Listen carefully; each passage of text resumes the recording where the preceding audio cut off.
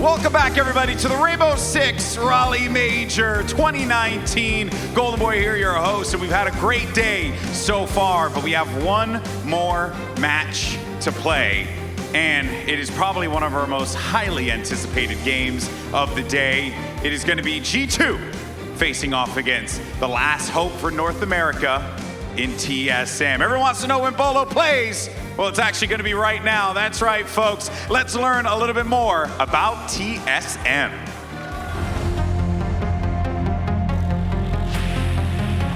So our group stage run, our first game versus Empire, we lost that game 2-1. It was a fairly difficult match for us. We thought we could have won it. Our second match was versus Norengu, fairly kind of easy. We won that 2-0. And then our next matchup to make it in the playoffs was versus Member. And I think that was fairly kind of easy, another 2-0 for us. We know how good we are, and we're ready to prove everyone wrong.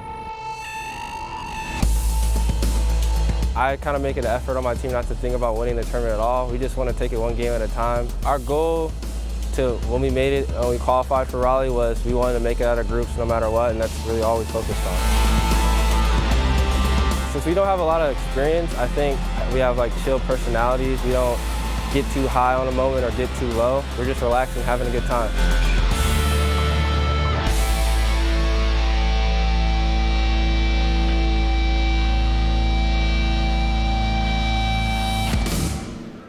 Ladies and gentlemen, welcome to the stage representing North America, TSM!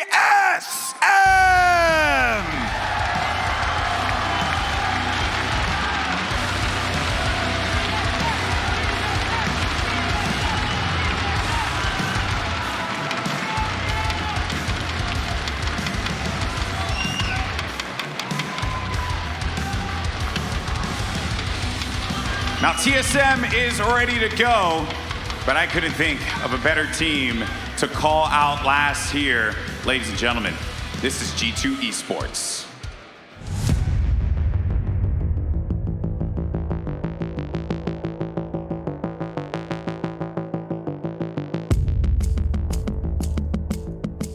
Group stage wasn't too easy, but I think a lot of people looked at it as it was easy. We ourselves had some demons to fight between each other, and I think we made amends with those.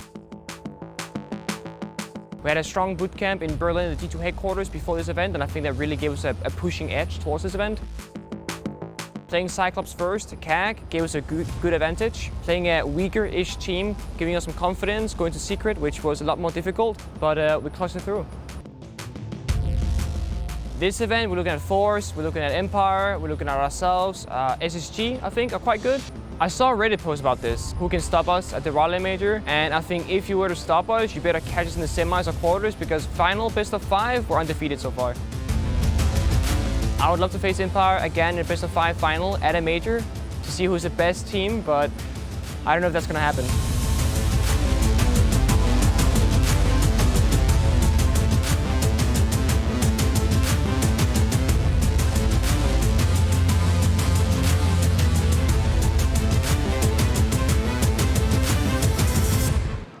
And without further ado, welcome to the stage, G2 Esports!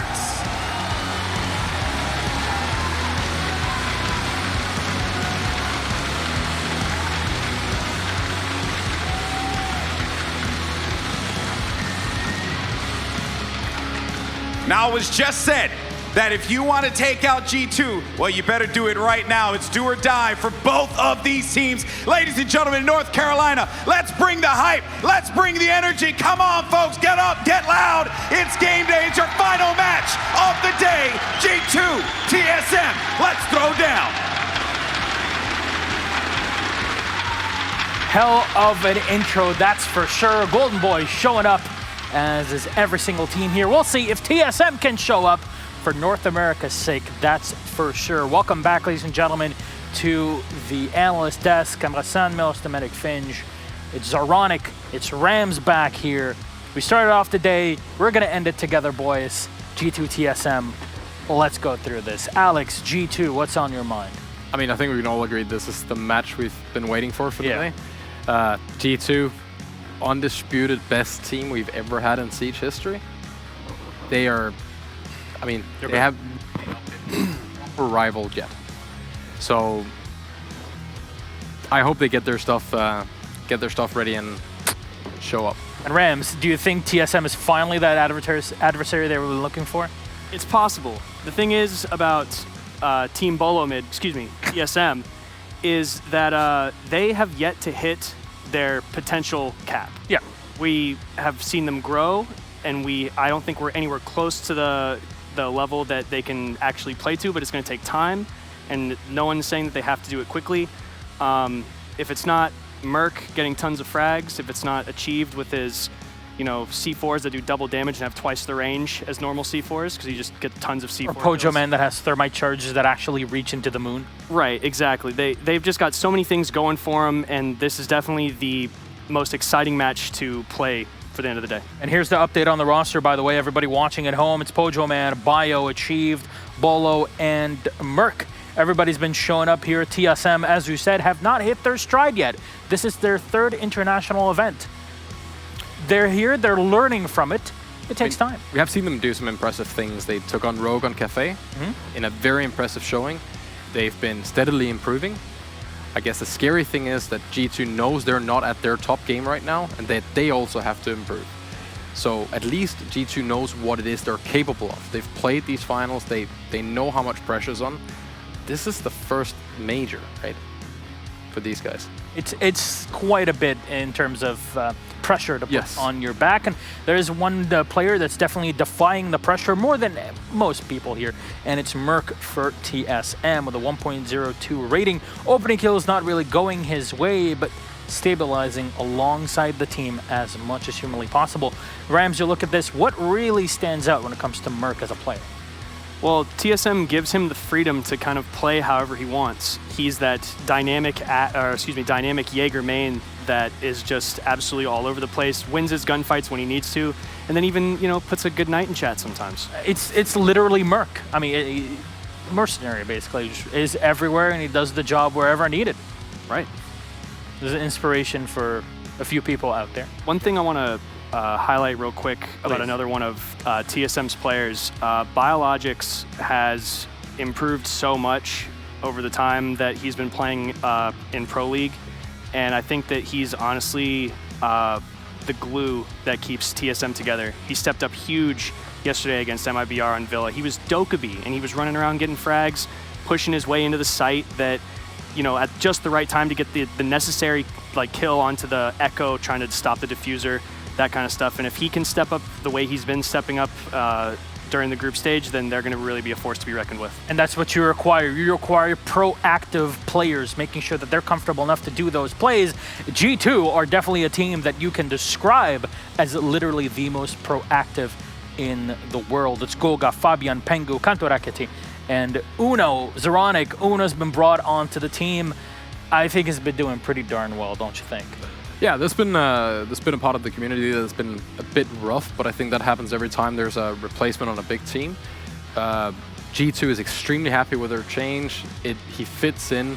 It's helped with chemistry. It takes a while, of course, to really get everything flowing and figuring out what his position is and how the team works with that. Because it's not just about squishing a player into a certain position, right? It has to work as a team thing. And that's where G2 shines. They've been setting and defining the meta for the longest time now. You really have to allow your players to grow into the roles that they're so comfortable with. And I think G2 encompasses that more than any team in the world, as we've seen so far. Even with roster changes, even with rough times at online play, I have to say, you can play as terribly online as you want, but then when you win the Invitational pretty darn handily, I don't think anybody can kind of touch you at that point. They have a team culture, and that's definitely LAN-minded, right? You can say whatever you want and meme as much about the saving strats. Yeah. But these guys play different on LAN, and it's a different person you see when they show up at LAN. All right, well, we have our player to highlight here from G2, and it's our Finnish resident, one of the two, of course, Kantoraketi, aka the Carry Rocket.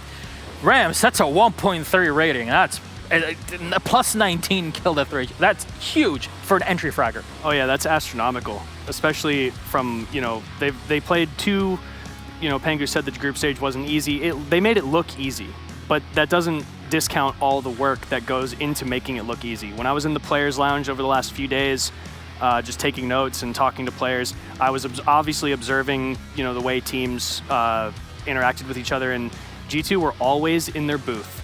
Yep. They only would come out to eat and maybe talk, but they weren't playing ping pong, they weren't playing foosball. You know what they were playing? Siege. Except for Fabian was playing strategy games.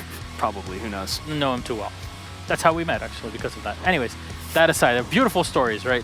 I would like to remind everybody that, especially here at the Major, there will be signing sessions with every single team, meet and greets, and with talent, with the casters. So Valley Flame, Golden Boy, Kixen, and Taro are up in just half an hour here at the meet and greet. If you would like to say hello and take a look, tomorrow as well, and as we head into Sunday, goes the same. You can meet all of these players and everybody that works around here. But that aside, let's compare two top players on these teams, and we've got Achieved and Pengu. No Bolo versus Pengu. We'll leave that to Twitter analysts out there.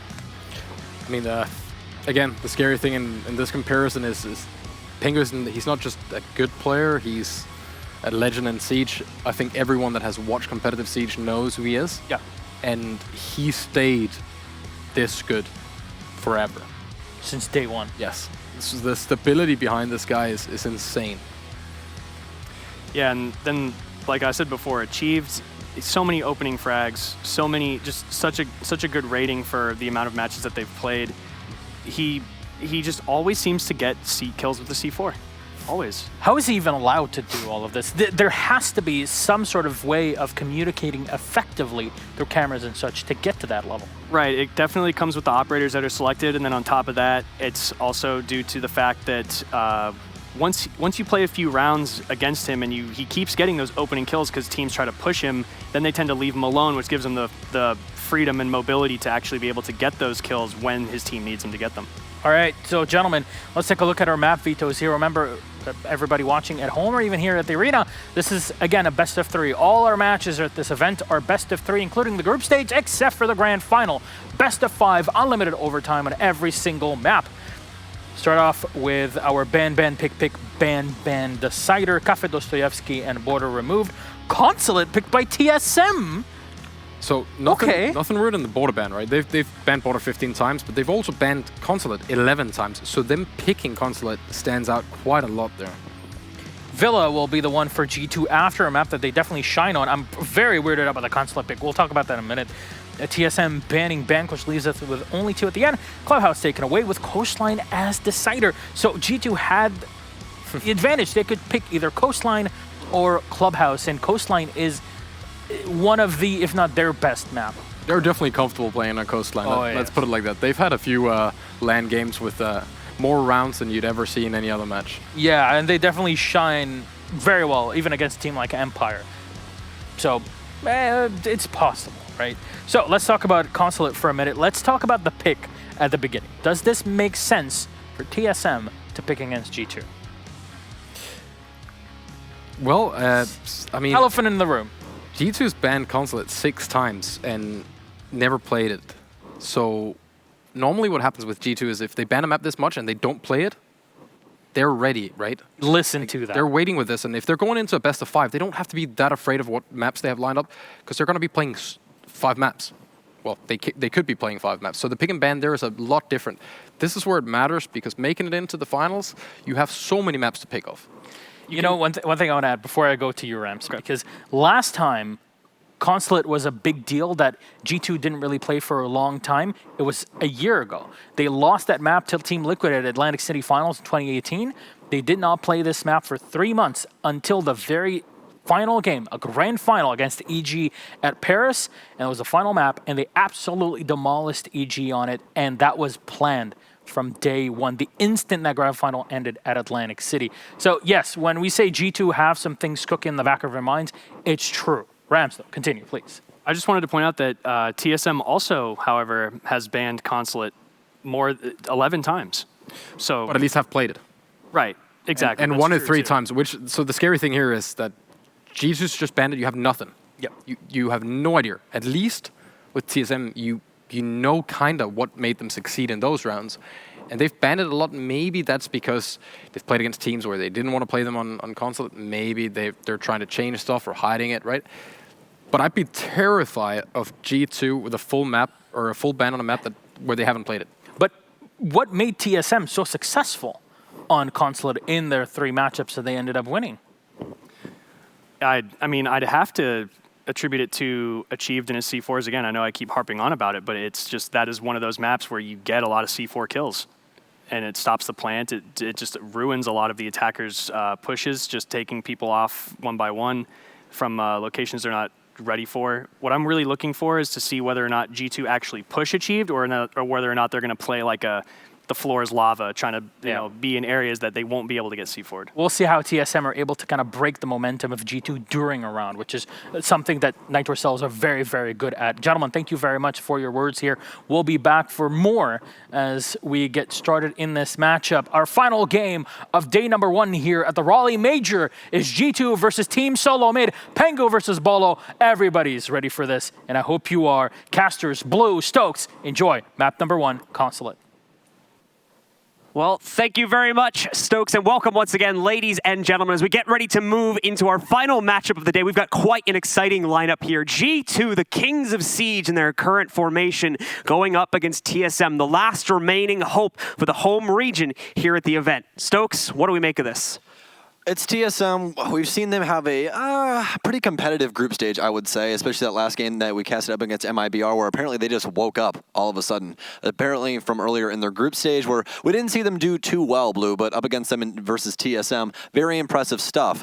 But now TSM making it past MIBR. To get to the main stage, they have to play against, well, I guess you got to call them the daddy of Siege at this point. It's G2. No matter who's on the roster, they find a will and a way to get through all of it. And for TSM, I feel like they really need to lean on what they've been able to accomplish so far, which is that more aggressive style, place people outside of the site, get aggressive on every angle you can try to, fight for that map control. It seemed to have worked for them for MIBR, but can it work on Consulate? It's TSM, it's G2. It's time to start this best of 3. All right, ladies and gentlemen, let's get into it. It's our final matchup of the day. Let's make some noise because we're going into it. It's Consulate for our very first matchup.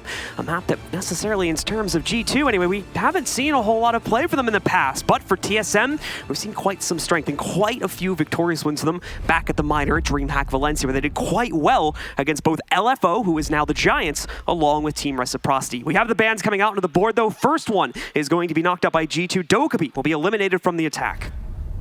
Not a bad operator to remove at all. Capital will follow suit, and we've seen him banned quite a few times in the group stage. He was actually banned roughly 80% of the time due to how effective those asphyxiation bolts from the crossbow are, as well as those smoke bolts. They don't get ADS from Jaeger, so always a useful tool to not get captured out of the air. Mira will follow suit as well, and, well, that one's pretty self-explanatory. Yep, we've seen that ban coming in for quite a while. The utility that Mira provides for the defending team is far too much for most teams to want to deal with, and it's basically just been standard meta for better part of a year now. So teams will very rarely be deviating away from that. We'll have to see if that'll end up being the case for the rest of our 2 maps in the series as well. Echo being the final ban, again, making sense. We've normally seen either Echo or Maestro due to that strong capability to deny plants, especially when it comes down to a 0 timer plant, which we've been seeing more and more teams rely on as of late. It's a very common occurrence, and Echo means an instant win in that scenario. So a lot of teams don't want to deal with that. They immediately get rid of them. We'll start out in Lobby, actually, which is a little bit more of a dangerous site to play on just because the attackers will have direct access to it, to the front door of the building, but this has started to become more common trend amongst a lot of teams as well, and I think we're just having G2 testing the waters here early on against TSM. Well, they also are adopting all of the ACOGs they possibly can. They have 4 possible on their setup right now with Rook, Maestro, Kaid, and Doc. So they have a possibility of those 4 ACOGs. Obviously, Pengu cannot possibly get one on Mozzie, but could be going for a very aggressive outlook here on the mid floor. So with both of the operators there, we're seeing both Rook and Doc being brought into it. Brothers in Arms here going to add quite a bit of range capability, which does make you think about what exactly we're going to see G2's strategy be if they're indeed going to try to get into the faces of TSM and mess them up right from the very start of this round, or something different may potentially be in the cards for them. As for our attackers, we need to see them come out strong. Players like Merc had hit or miss matches, and they've come to rely on Merc quite heavily in order to make impact early on in these rounds, and Entry in some cases might have shifted them away from that over the course course of the group stage, though, due to his shaky performance, so we need to see him step up. And as you can see, he's taken on that Ashe, so we're still going to look to him as being the front runner for this team when entering the building. Yeah, something we haven't seen from Merc so far is he's either a 0 or a 100 player. He either completely ruins the other team, or he hasn't even been in the server. Luckily, TSM was able to find a way through that on Villa against MIBR, but they're definitely going to want him for this G2 game. He has to be awake. He has to be getting these frags that they need so badly in order to try and fight their way through this forest. So a bit of a slow start here. You can tell TSM is aware of the danger of trying to take control, but you can see they've already moved in and gotten decent control over admin. Quite a few drones out on the field for them too to start maneuvering forward. And we have a slight duel being taken here now on the top floor. Bolo just trying to knock out one of the members of G2 on the other side of the table, but not going to be able to find him. Still plenty of time, though, only a minute into the opening round here. Still plenty of time indeed, as no damage has been done yet to anyone. TSM taking their time clearing upstairs, and might take a little bit longer as we do still see some drones rotating around on the top level, as Achieved is focusing his sights on Projector. Merc currently battling for Flag Hallway, but there's no one home, as Pangu actually is upstairs inside a bathroom and could give them a run for their money if they did not end up getting a drone inside of there, especially with Mozzie's kit, able to steal those drones away for his own liking. About a minute and a half remaining here. We need to start see them make a move soon. And again, basically no damage being done to either team. That's going to start to change now, though. Goga attempts to take a duel from the downstairs bathroom. It'll clear him out. Pojo Man, where is he going for this planet right now? He's been able to sneak it right in. Kanto Kenny will take him out. We have a C4 moving in. Oh, it's not going to be able to stop the plant from going down, but it does confirm the second kill for G2. A nice advantage for them. Merc is looking to trade, but it's not going to be found. Kanto instead picks up his second. Merc will trade on the Kanto, finally dealing with that issue, but now it's all on Merc upstairs, and Biologic trying to wrap around. And Goga, he's already on the counter defuse, trying to spam, throwing a hard ping. Fabian, though, is going to be able to take out Bio. Pingo finishes off Merc, and there we go. G2 shut it down on the retake and managed to swing round number 1 into their favor. Extremely clean by Pengu upstairs. Merc assumed that he got the kill when it hit the kill feed, but it was not who he was looking for. Those Pengu up top, and said he got another kill, so Pengu was allowed to stay in the corner of Projector. Do a little bit of an outplay maneuver on Merc, still takes top control. All of a sudden, G2 has the lead that they've needed. So, first round, as we've got still quite a long road to see what we're going to get for a victor here, but TSM, I'd say, coming out especially, not too sloppy at all. Things started to divulge later on once the utility usage came out from G2, but definitely some redeemable quality so far on this attacking side. As you saw, they did get tripped up mainly by Kanto, who did a fantastic job picking up those kills. Merc with a good exchange once he got the outside ping there, a good swing onto that. Unfortunately, not enough at the end of the day. They did have to go for a bit of a haphazard plant, forcing the issue in through that main door. Didn't really have anywhere near enough time to secure post-plant positions, as we saw. Yes, they barely got the diffuser onto the ground, but by the time they had it, it was already a 5v3, so just a very unstable plant. TSM, though, has been surprising me with how often they're able to get the plant. That was a pretty consistent theme even in the group stage from them, too. So already seeing that on round number 1 gives good hopes for people watching their attacking side and hoping that they might be able to at least make it that deep into the round. It's now the post-plant that they'll have to work on for future sites. Obviously, again, our defense won, so that means the initial site is locked for the next 2 rounds until round 4, meaning we're going to the basement next, based on the selection from G2. Correct, and as in recent history on Consulate, we've seen a lot of people actually go out of order as opposed to what we're used to. Usually you start upstairs in console office, work your way down to the basement, then go lobby as a last resort. A lot of teams have started lobby now to try and throw off offensive lineups of operator choices to where they don't have exactly what they need in order to handle those lobby holds, and well, you saw it firsthand, folks. G2 able to fight their way through a lot. Even though that diffuser did go down, they immediately were able to reclaim and get the bomb diffused, especially off the back of a lot of frags coming out from the defensive side upstairs. Now jumping into round 2, they will be facing the downstairs area. It's a cafeteria and garage area we're so used to on this map. Now it's been in for quite a long time. We're going to have some EMPs go down from the likes of Biologic now, and Pojo Man working on the garage. Pretty comfortable picks coming in this time for G2 as well. Uno going over to the Alibi even in order to use that MX4 Storm. The gadget, of course, on her not being utilized too much just for its actual utility, more so the flexibility that she can bring. Currently on the yellow stairs right now, you see her trying to lurk down and trap some of these players over by the main door, but instead it's going to be Kanto once again upstairs that manages to catch Biologic on the Thatcher as well. A huge kill this early on. That's going to cause problems for our attackers in trying to swing the door open. Thankfully, it looks like they already got garage open, so maybe it's not as big of a deal as I originally thought. Well, Pengu's still holding down Piano as well. Kanto with a very nice shot from upstairs, and this is actually going to be very troubling because Kanto is still upstairs. So the way that G2 is playing this is they more or less have a rotation upstairs that Kanto can drop down and help Pengu once he gets into trouble. Merc might be walking into a death trap here as well, as he is rotating from the teller's side as Achieved is working his buck play down yellow. Does have one man poised behind White Van. Doesn't have any more frag grenades to try and handle that situation. Uno from up top once again will take down Merc.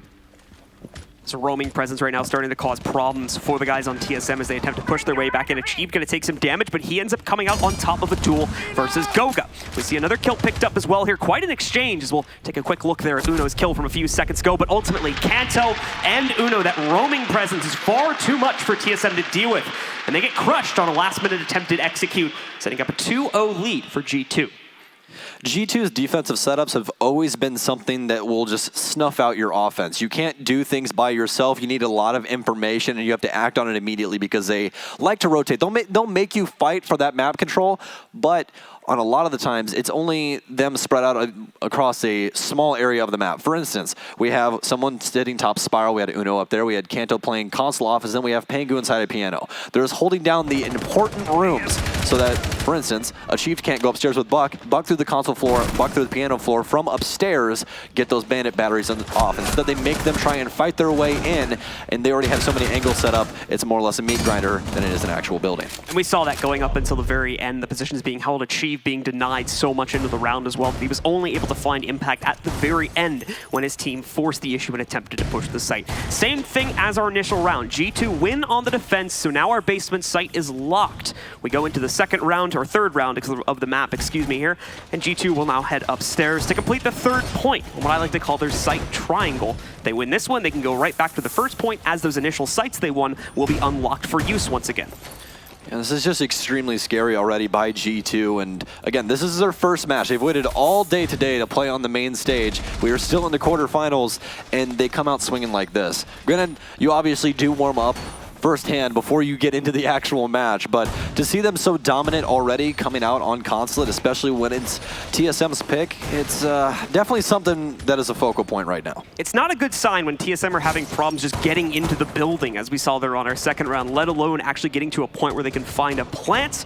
It might have just been the ease of access on the first round that gave them that opportunity to plant, on top of the fact that G2 seemed to be roaming around the map pretty heavily and trying to deny that access. Once again, though, as is normal for this upstairs site, admin and that right side of the map is going to be the focus here for TSM on the attack, as they've got players rappelling up the windows now, try and swing in. They've been able to drone it out, so Bolo is going to work his way in as the first player to set foot into the building for this round.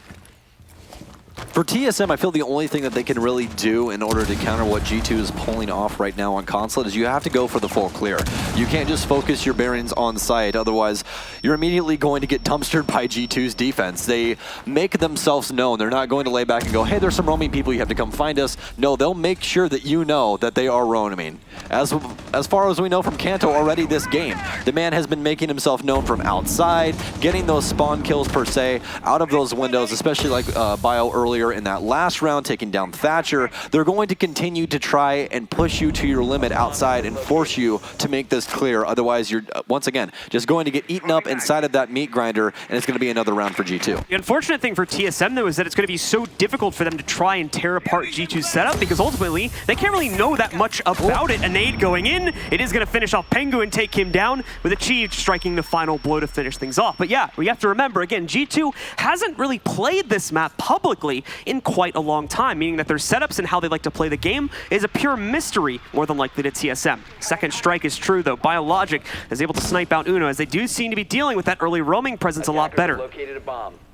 G2 now, they still have all they need to try and hold down this site, including Fabian inside a bathroom, who can definitely hold down the top of admin. Goga throws himself from a window and takes down Achieved as they get closer to equalizing. It appears that he will also be able to maintain his life as he rotates back in. Diffuser now going down for Pojo, as Kanto will pick up one as Fabian rotates in, but Merc will be able to clean him up. Diffuser will get confirmed, and Kanto doesn't really seem to have a will or a way to get through with this right now. Rotation in from Pojo with some quick shots as Kanto can't win it out, and TSM with their very first round as they're trying to battle back. The last team from North America strikes their first blow here against the European Titans. A long way to go, though. As again, though, they do find the counter to that early presence on top of finding a nice ace kill of being able to nade and then finish off the Smoke player. Smoke has incredible capability to delay very much into the late round to prevent the attacking team from moving into a room due to the toxic gas grenades he has. Knocking him out early, just like we're about to see here, is a huge benefit to the attacking team.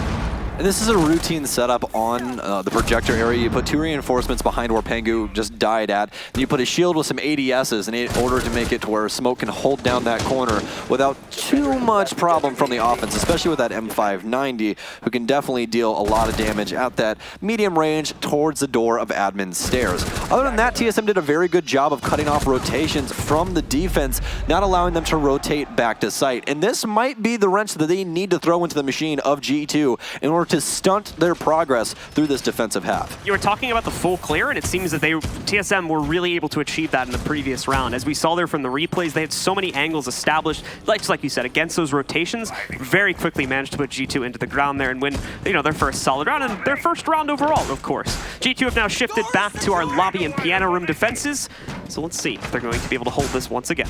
Don't make me sound smart. Zeronic will make sure to tell me I'm not. You can't do that. You can't do that. We are going to be going back to lobby, though, as TSM has to find a way around this site now. The last time they attacked here, they ended up getting the diffuser down in some very weird circumstances, but it was immediately answered by G2 with a Nitro Cell, and hey, how are you doing? I have it all done. So the offense is going to have to try and shut down that the anti-chamber area to make it a little bit harder for G2 to try and get pressure back when you try to put that diffuser down. Also, the top pressure was just not what they needed in order to get rid of Pengu. They really only sent Merc up top, and he got immediately dealt with after Kanto had already hopped outside. Keep in mind as well, Merc's had a pretty hit-or-miss record, so still putting him in these very important roles is a bit of a risk here for TSM. Obviously, again, though, that's a bit bold to assume that they would be willing to swap roles in the middle of the tournament, so they'll have to keep him on that for now.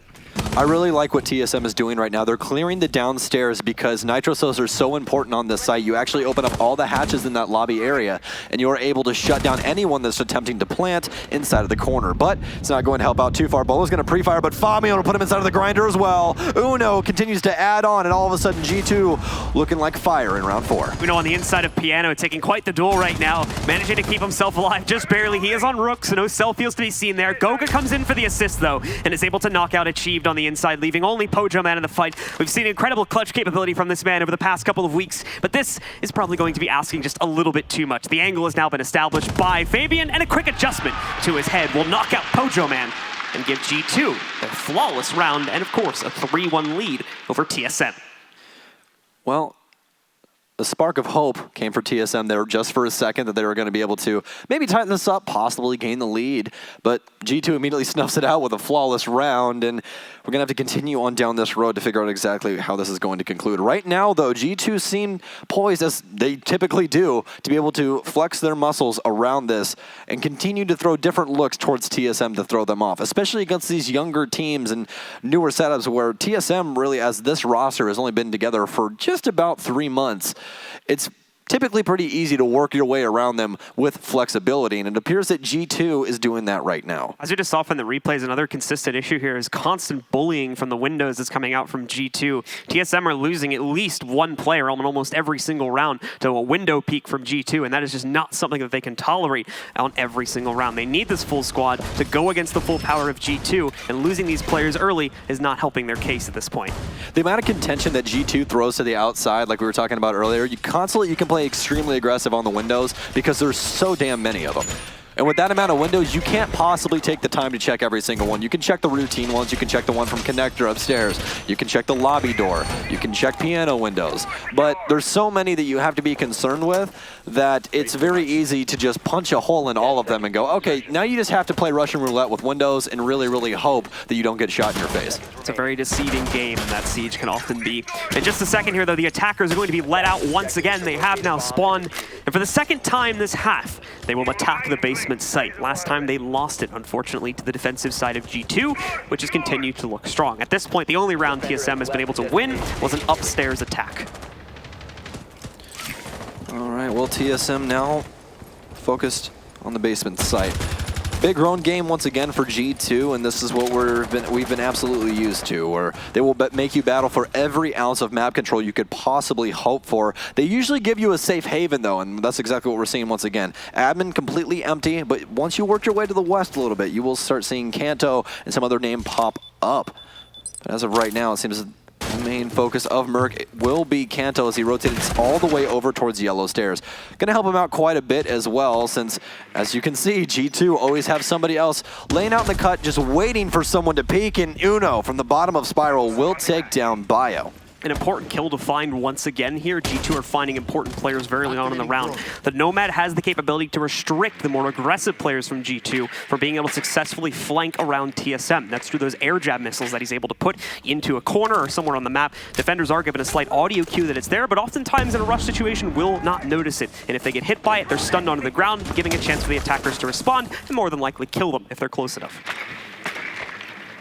G2's defense right now, especially with the drone game that they've been able to perform, they allow you to get distracted by someone like Kanto. Window pressure again. Down Pojo, and once again, as you said, window pressure, but this roam game, TSM just cannot shut down. They're trying to bring the tools in order to get rid of G2's roam game, but there's just so many different obstacles that they have to cross that they're not accounting for, and that's why G2 right now is besting TSM. This roam game, especially with how much support they put on one roamer, as in Kanto. He has the support from downstairs of Uno, which Uno can just freely challenge into tellers. There's not too much damage that can possibly come from him, and worst case scenario, if he's about to lose the gunfight, he can always try and dip back in quickly. We have seen G2 retreat all 5 of their players into the basement now that they had the 5v3 advantage, and they've been able to push that even further with Uno's most recent pickup. Down to a 5v2 now. Not really any execute ops remaining here either. Merc, of course, on a Jackal is going to be great for an early round, but has somewhat limited effectiveness going into a late round, unless he's going to get lucky and get the footsteps of a player that recently rotated. Pengo as well establishes an angle through the floorboards there to try and knock out one of the players, but is not going to find it. Uno picks up a kill achieved from the attacking side, will be able to trade, but now he's limited, also with less than 30 seconds left here to push into it. Not much hope. Uno with one more peek finishes things off for G2, and they continue to excel at a 4-1 lead. They have to find a way in order to get some information on other parts of the site. I don't know whether it's prep drones right now for TSM that just aren't working out, they're being found or what have you, but they have to have information on that mid-level. If they don't, otherwise this is just going to continue to happen to them on this defensive side. We only have one more defensive round, so they only have one more crack at it, unless we get to overtime, which right now is not looking like it's going to happen, unless TSM is just absolutely gods on defense. Yeah, unless they've had some crazy stuff prepared for the defense. I mean, the attack, unfortunately, not looking like much can come from it at this point, as G2's early round aggressiveness is just far too much for TSM to deal with. And as we've started to see, they'll continue to peel that pressure back in the late round, hunker down on the site, and unfortunately TSM's execute capability has also been lacking here when it comes to the late round. We've only seen one successful plant from them so far in the entire half, so it's hard to bargain that they can even come back from these disadvantaged 3v5s or whatever the number disadvantage they have always sat at in the round is. For TSM right now, I really feel like they just need to maintain focus a little bit closer instead of trying to go for the massive plan at the beginning where it's more or less, hey, we need to do this in order to do this, in order to do this, in order to do this to get the bomb down. Instead, they need to go a lot closer in vision and focus on getting one room into the next room and just progressively move forward instead of having your eyes on the prize but not having the list in order to achieve what you want to get done. Because right now, that's really what it seems like. They have a general idea of how they want to attack Consulate, but G2 is throwing a wrench into every single one of their plans. Instead, focus on, okay, we have admin. All right, now we're progressing towards Spiral. We have Spiral control. What can we do with Spiral control? Okay, we can pressure benches as well as lobby. If we get a pick lobby, then maybe we try to plant lobby or something along those lines. But as it is upstairs, you're more than likely going to be seeing the plant go down a projector, but just spitballing into the wind, more or less. TSM also consistently changing their operator lineup quite a bit here too to try and flex their way around G2 a little bit here, but unfortunately none of that has been working to such a large degree. I'm looking at the stats there too for a second. We have the scoreboard up. You can see it's a very, very one-sided match right now with most of G2's players. Here we go. Thank you very much, guys. You can see being up in the upper like 5 to 10 range right now for some of their stars. The big highlight here is Bolo at the moment. You can see at the top left, currently with 0 kills, 0 assists, and 5 deaths. This has been a player that was quintessential in winning their group stage games when players like Merc were lagging behind. And again, Merc, he showed up every few rounds here, but again, he's not finding anywhere close to that impact in some of the tournaments we've been seeing in the online sectors, such as USN and even in stuff like Pro League. G2 still playing extremely tight-knit, as you see. That's the one thing that you always have to give G2 credit on. They always have somebody supporting someone else on everything they do, even down the stairs with the roam game that they have in lobby. They have Uno downstairs, as well as they have Kanto that's playing inside a piano. Some one-taps will follow suit, and actually Kanto and Goga both go fishing and find too. Pengu knows he's got someone rappelling down on the balcony windows here too. A nade, though, might. No, it's going to roll a little bit too far. Does still do a decent amount of damage to Pengu, but he's in full control. Doesn't even panic under that situation. Knows the nade's going to roll too far, so he stays alive in position on the site right now. Biologic finally picks up another trade in TSM's favor and is going to be able to knock out the Mute and Goga, but a small gesture at this point, considering that his team has also lost 2 players. TSM still trying to find a foothold on this site. They've only been able to do it one time, but they're getting closer as Pengu finally falls after that earlier frag grenade. Did quite a bit of damage, but it did not do enough to finish him off. Uno removing a drum from play. Actually might come up with a kill here. A quick flick, but he's going to be met with actually dual pressure as the Chief pressures the front door, takes down Uno, and all of a sudden they have that pressure relieved from downstairs. Now, Fabian, Kanto both on site. We've seen these two throughout this entire tournament perform so fantastic. Fabian gets shut down from the flag hallway as Bolo finds his first kill. Kanto can stop Diffuser though, as you see the black eye cam in the corner, trying to grab his shoulder, but he can't. Does a little bit of damage. Pre-fires, finds Bolo, has a pistol, isn't able to win out. Against Achieved, and TSM with their second round. So at the end of the first half, we'll sit at 2-4. I do like the adjustment that we saw there from TSM throughout the half. That was one thing I noticed in the early half, and this is something that TSM often does, is they tend to take a lot less time to execute than most teams, and when they finally get a plan on the ground, you'll see 20, 30 seconds on the clock compared to your average other pro team, which is going to leave basically 0 if they have a choice in the matter. So they tried to slow that down, and I think use those extra 20 seconds for extra clearance and just extra assurance that what they're executing into is safe, and I think that helped to make things a little bit better for these final few rounds on attack for them. Nonetheless, though, that is now over. The teams have switched sides, and we'll be going into the second half in just a moment.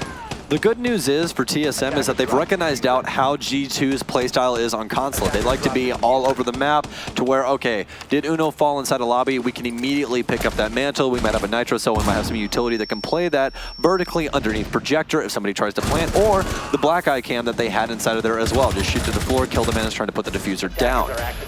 With TSM recognizing that out, they're allowed to put, well, they're forcing pressure to other areas and taking down these operators that are on roam. And it seems now that they are prepared for that roam game to come, but might be too little too late, as we just are switching sides now. So you are going to have TSM on defense, G2 on offense. Yeah, TSM, like we said before, still needs to bring out some big stuff to bring them back into the second half. Unfortunately, sitting 2-4 against G2 is not going to look good, especially when G2's own aggression worked well. That lends them good omens for what may happen here on the attacking side if they try to play into a similar style. At the same time, though, they do have to give some respect to TSM, as TSM's defense is also known to be quite wild, quite aggressive, like we've seen from a lot of teams over the last year or so now. I think Reciprocity and Empire kind of started that trend towards the end of last year, and we started to see more and more teams such as TSM adapt into that onto their defense. I would say a lot of people learned more of an aggressive style from LATAM, and Rec was always like that, all the way back to C9. C9, they're a little bit more rigid, but they still had those plays where you saw people get overly aggressive, and it worked out, which is fine. But going into Rec, yes, I would definitely agree with you. They're a lot more flexible, a lot more aggressive for sure, but I would have to say that's more or less just high school comparative to a PhD over on Empire side, because they play it to a T almost every single time. And also with the likes of G2, which again, they are at this point, 3-time major champion. They haven't lost a major since they won their first one. This would be the upset of the tournament, to be sure, if TSM weren't able to complete the run of this gauntlet and knock G2 out. And at the moment, things seem to be going well from G2, but there was some light at the end of the tunnel there from TSM at the end of the first half. Now it's time to see how their defense will go. So they'll be starting out in the basement here, doing their setup now.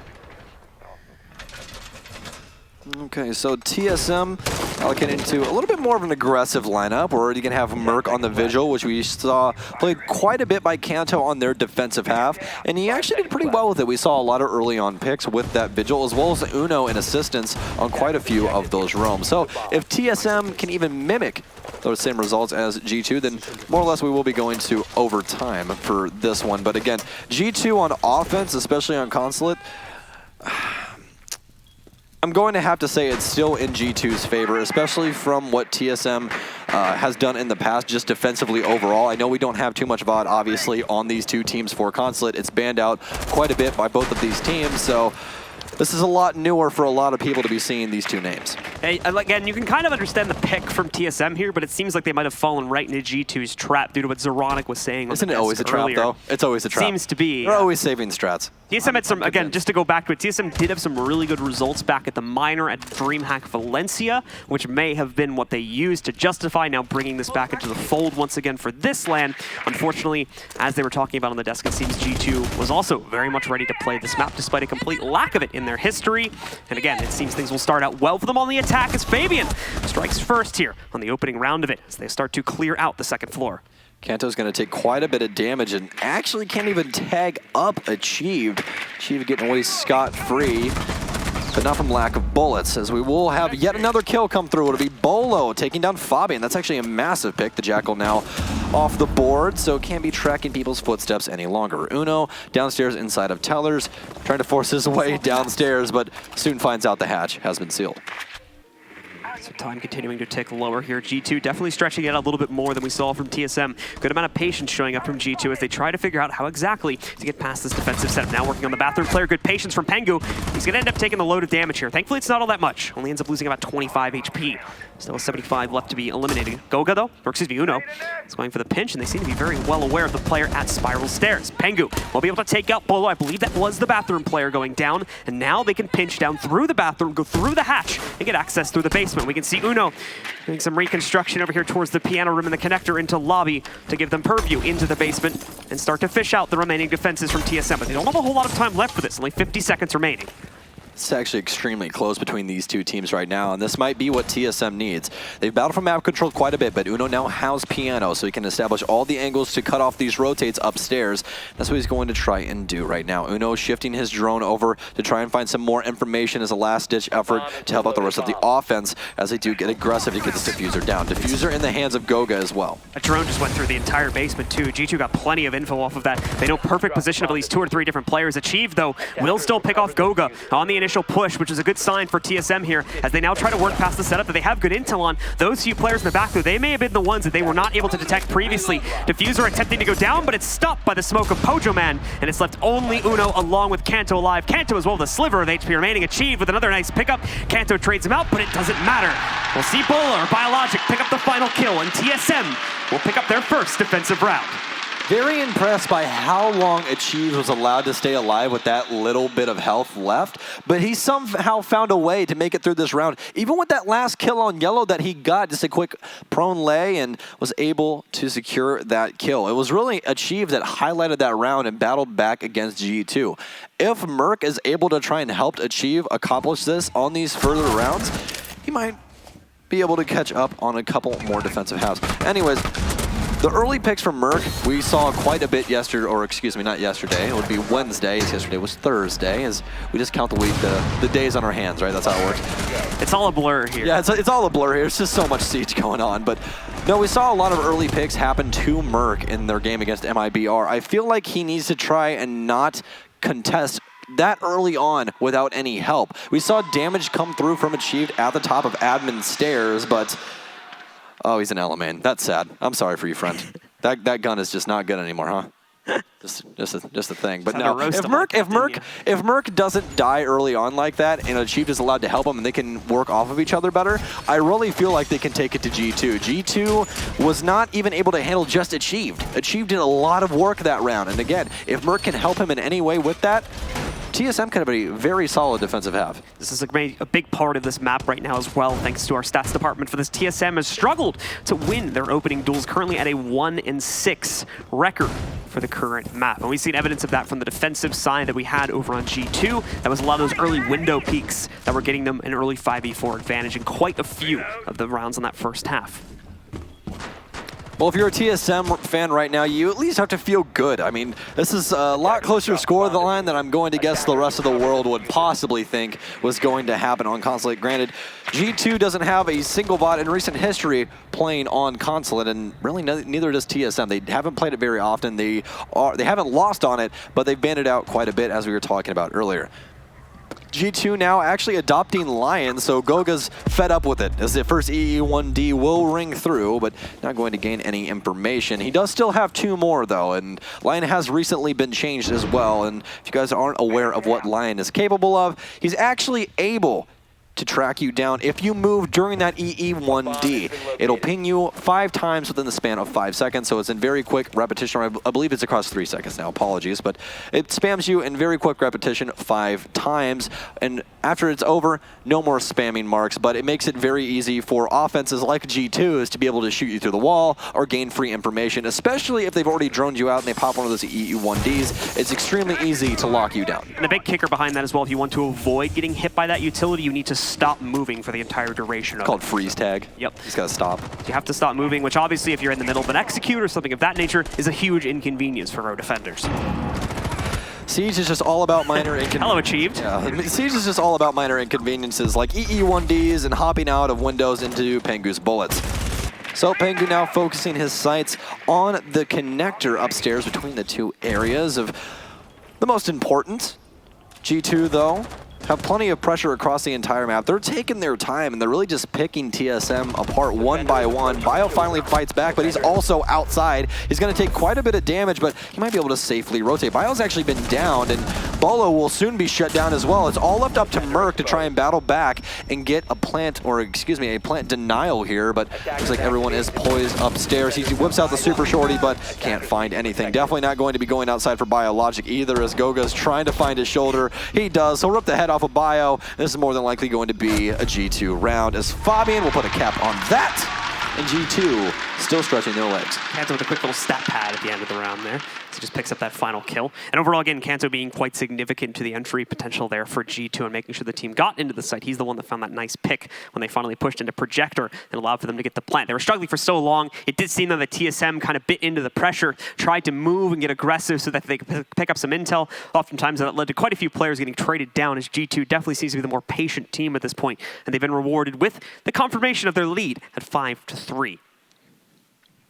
Especially for G2's sake, they've been able to recognize out how TSM wants to play this on defense, so they switch over to a much more methodical offense, which allows you to outplay aggressive players when you more or less, we call them freebies, because when somebody gets aggressive, especially when sprinting through a door or trying to quickly take a gunfight, you're already ADS, you're just waiting, so you have a lot better chance on winning that gunfight unless obviously they have the info on you, they can get the pre-fire or something along those lines. But for the most part, when you're playing against someone that's extremely aggressive and likes to try and fight back, patience can definitely be a virtue, and it can help you out quite a bit. So into our next round we go. It is looking like TSM are going to attempt to hold the upstairs site once again. As you'll see, the operator lineup is also going to remain quite similar, if not exactly the same as what we had in the previous round. The Mozzie, of course, going to be quintessential to the roaming potential, as Mark will be taking the mantle on that one, trying to disrupt some of the roam or drone presence that we've been seeing from these guys and prevent them from being able to move that in. And then maybe, if he gets lucky, be able to steal one of those drones for himself, and then use that as intel to be able to push aggressively from the defensive side. Not something that the defenders often get, and they'll only have access to that type of tool with this operator.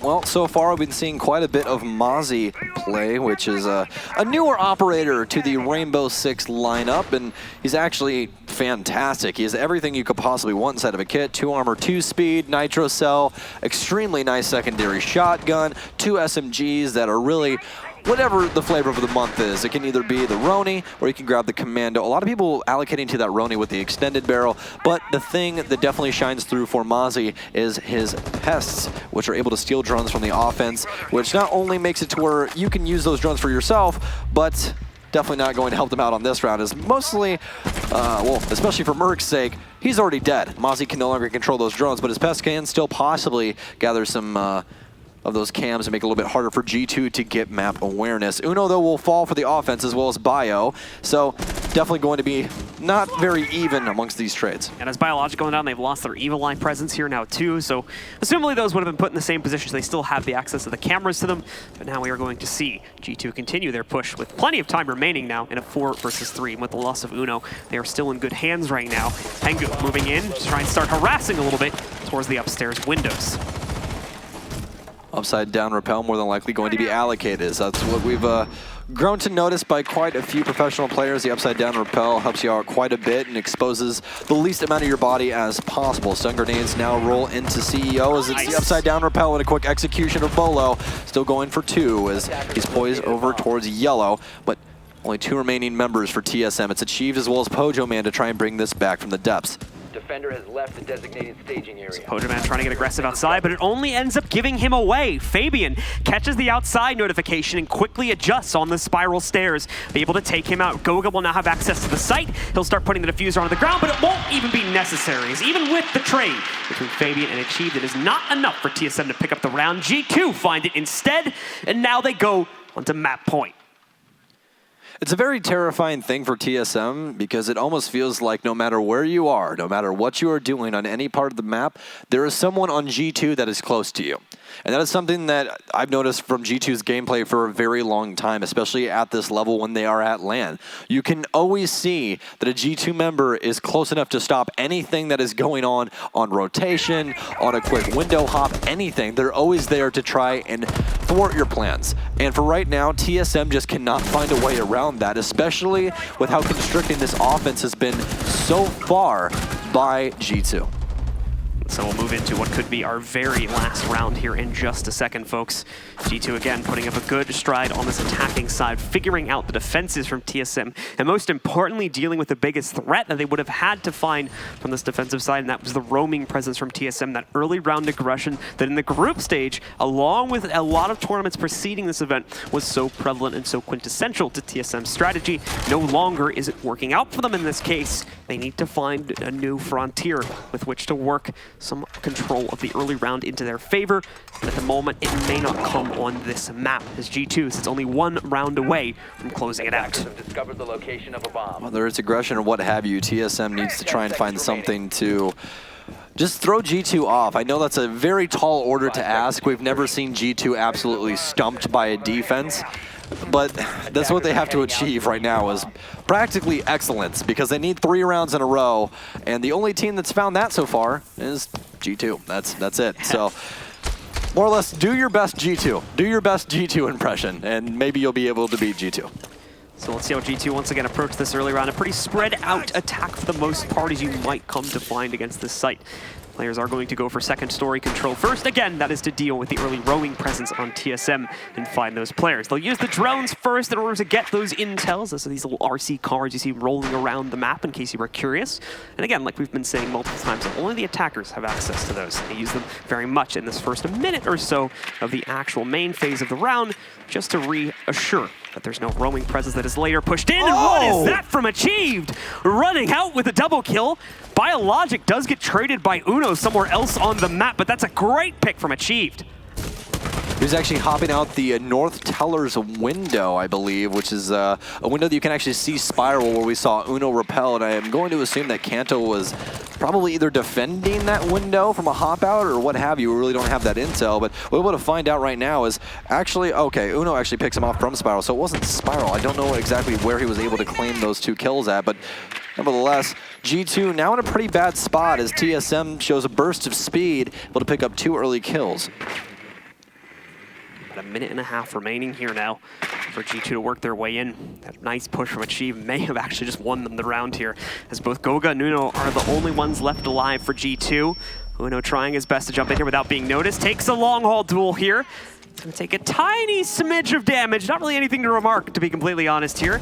Makes out of it. Goga will soon follow in his suit, and they'll start to work their way down the Visa stairs into the basement and attempt to work a push in the cafeteria here. A little bit of drone work first as Goga pops open the hatch into Archives and hopefully allows for an easier push now that he's been able to move downstairs. They do know that they have the presence from the Vigil, and his jammer ran out there right at the end, so he's going to be able to push in. Goga also falls in the process due to a push from TSM, so that leaves only Uno in the fight. And even worse than a few. What an adjustment from Uno right there.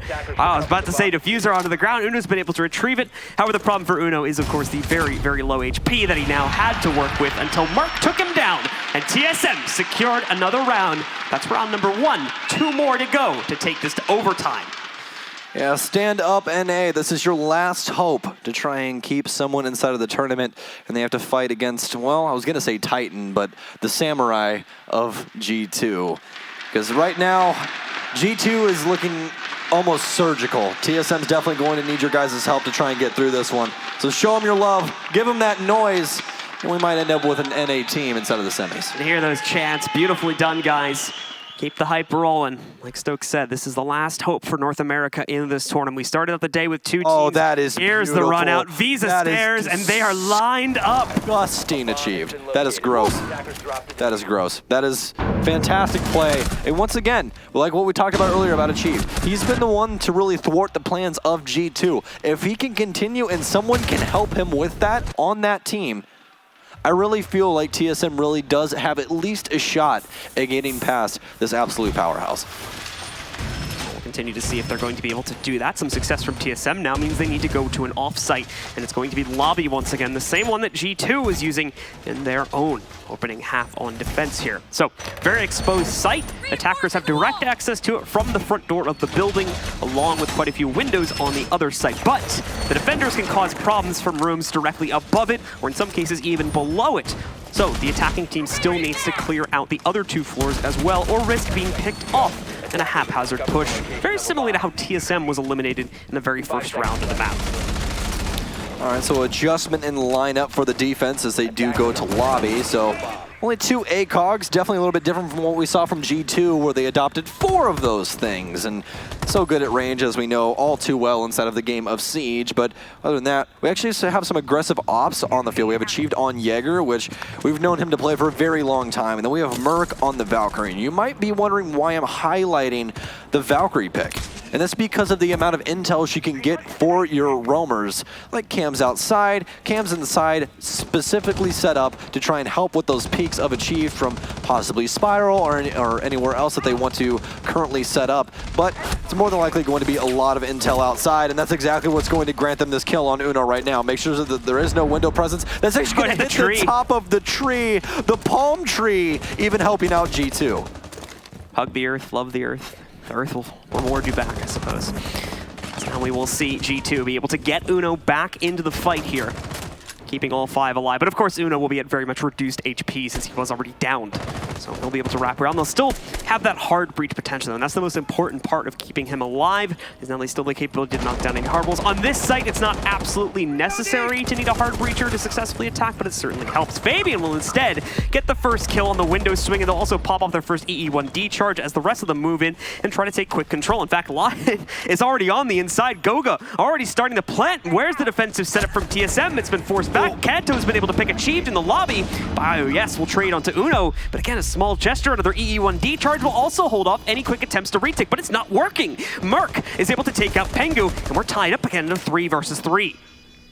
Don't believe they have that black eye cam outside any longer either, so Kanto's more than likely going to have enough time outside to stay alive. Fabian takes down 1. Fabian's immediately traded out though, as Bolo will remove him from play. Goga popping off right now as Bolo will fall. It's only left up to Bio, SMG 11 by his side, and he can try and challenge outside, but opposed to challenging the front door. They're both outside now, so this is going to be way too difficult to really formulate anything. All it's going to take is a quick repel and more than likely a victory. Kanto from all the way outside his IQ will bring G2 one step closer to semis. G2 just one more map away from being able to close it out, though. A good attempt from TSM to bring things back, but ultimately falling far, far too short in the opening half, and then some recovery attempts in the second half. Yes, kept them in the game for a few extra rounds, but it was not enough to push them over the edge. The dominance from G2 is very much apparent, and they will take control of map number 1, putting them only one final map away from the semifinals now.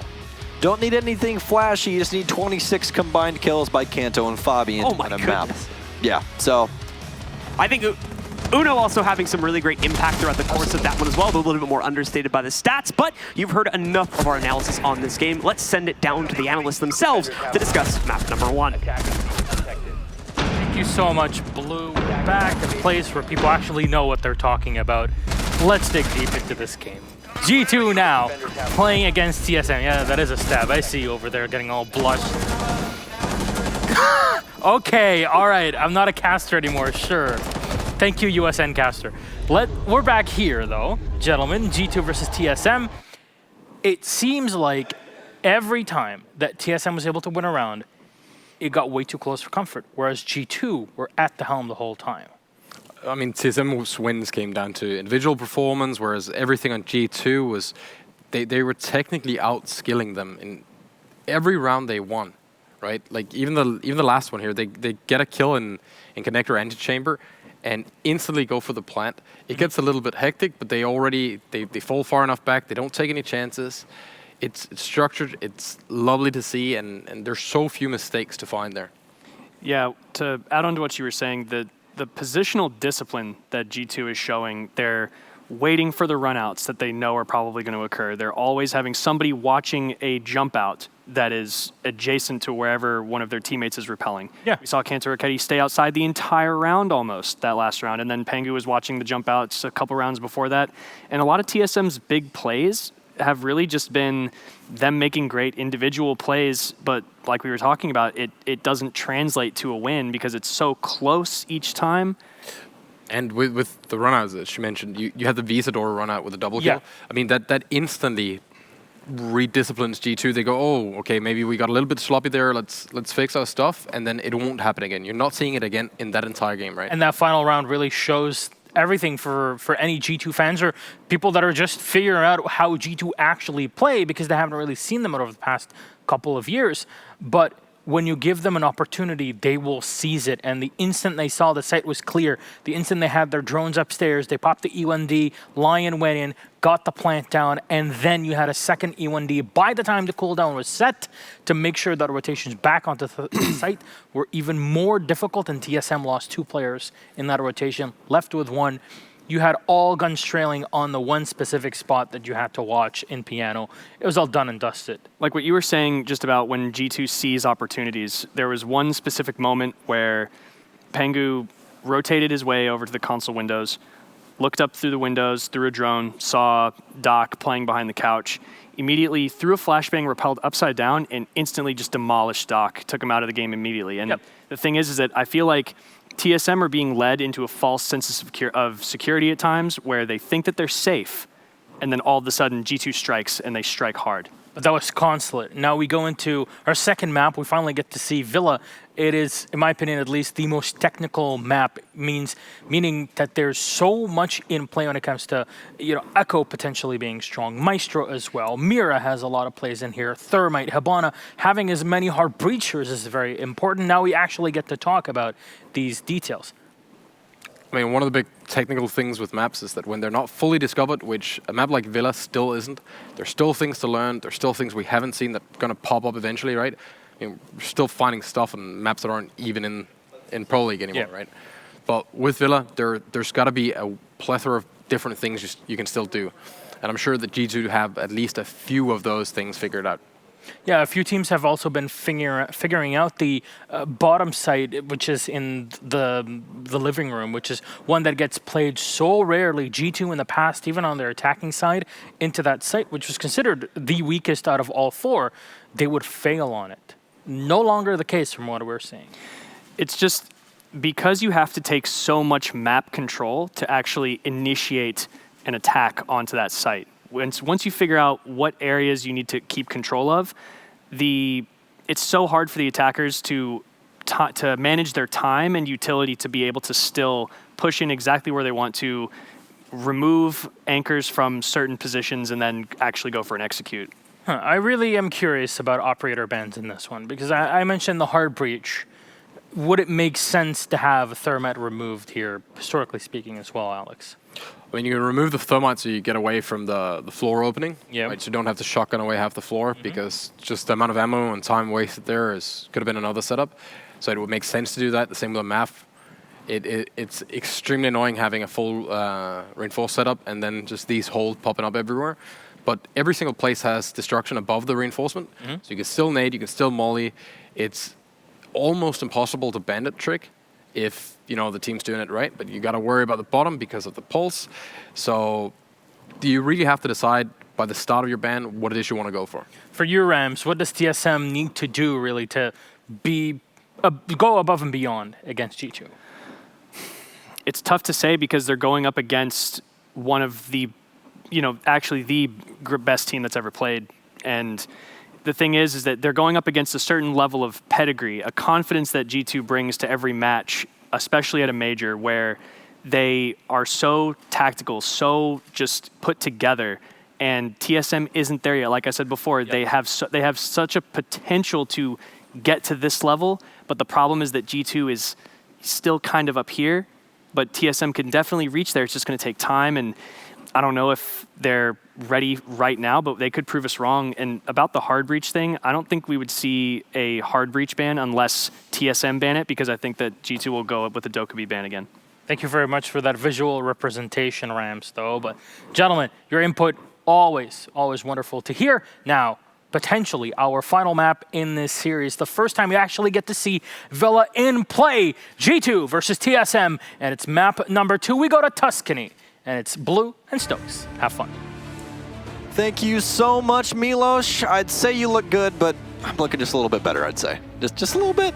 Yeah, that's for that earlier comment saying that I ruined all the games, but it's me and Blue again. It's Stokes as well as Blue. I'll say it one more time for you. But we're going to Villa. We've got the map stats up for you guys. G2 hasn't played it in quite a while. TSM has played it a little bit, but it's going to take a lot more than a little bit to get around this team. Honestly, for TSM, though, this is a bit of a comfortable pick for them. I think they're going to feel much more at home here than necessarily they were on Consulate, something that I think they've saved for bigger lands. Villa is something that we have seen them absolutely run through a lot of teams in online matchups on before. So this still might be their salvation, a way to bring them back into the series and send us to a third map. Overall, though, G2, when it came to the fragging power, did look dominant. So it's going to be tough for us to see that. Dokkaebi is the ban once again for the first attacker selection, and we'll see Montaigne be the second.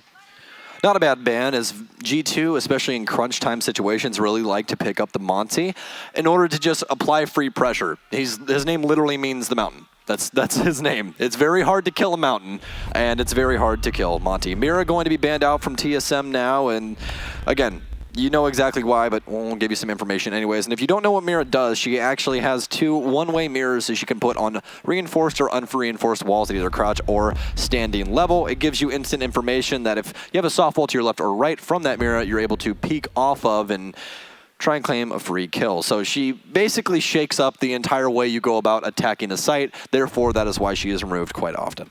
So Echo, of course, being our last ban for the defender side there as well. Same thing that we saw in the first map. Once again, those little drones that roam around and have the capability to interrupt plants along with other things isn't going to be too much for them to want to deal with, so it'll be banned out. Into the first round, we are going to go, though, folks. And it's going to be Aviator Games, where you expect most teams to start on this map. It's G2, once again, on the defense, TSM on the attack. The last time that we saw TSM on this map was actually not too long ago, Blue. It was up against MIBR, and that is actually where TSM was able to book their ticket to the main stage. It's why they're here right now, so it would be very suiting if they could possibly make it happen once again.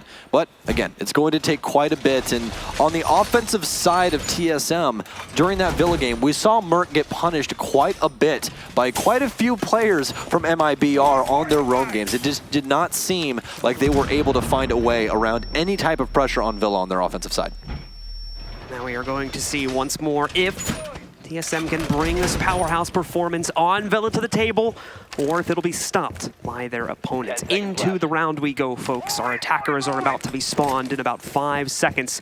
So let us see what exactly TSM has to offer on this attacking side and what G2 has on the other end of it to fend off the defense. You'll more than likely see the attacking team on this site take one of 2 approaches. The first is a push from the south side of the map into the offices, which then lead directly into the site. It's the shorter one, but it's also the riskier one, as it more than likely will leave the larger amount of defenders alive on your attack. You can also push in from the bedroom side, which does appear to be the current plan from TSM. That requires you to clear out a much larger amount of the building, but it does, of course, give you much better map control on execute. Well, G2 has now played Lion 19% of their attacking rounds, so I thought they were supposed to be the chosen one. They used to ban Lion all the time. They got rid of him for me. We didn't have to deal with it, just like how G2 is not going to have to deal with Bolo anymore because he's dead. I just thought they would, you know, never ever touch that op, and well, he's a lot more balanced now, so I respect it, but why? Why do you have to go past your old ways?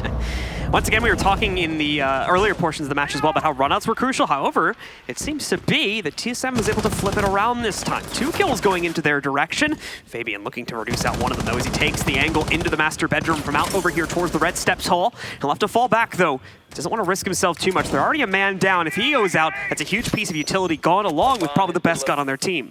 Some very smart reinforcements from G2 as well, reinforcing the master wall from Statuary to make it where they have to challenge the door instead of establishing angles through that wall on the soft wall. They did use a little bit of hard destruction in order to open up a sight line, but it wasn't exactly what they needed in order to contest Fabian at the top of red stairs. TSM now barreling down on site, but Pengu still has control of main stairs, so they're going to have to try and contest him for that. Merc working his way up 90. Still has 2 Jackal tracks as well, so could definitely throw a wrench into things.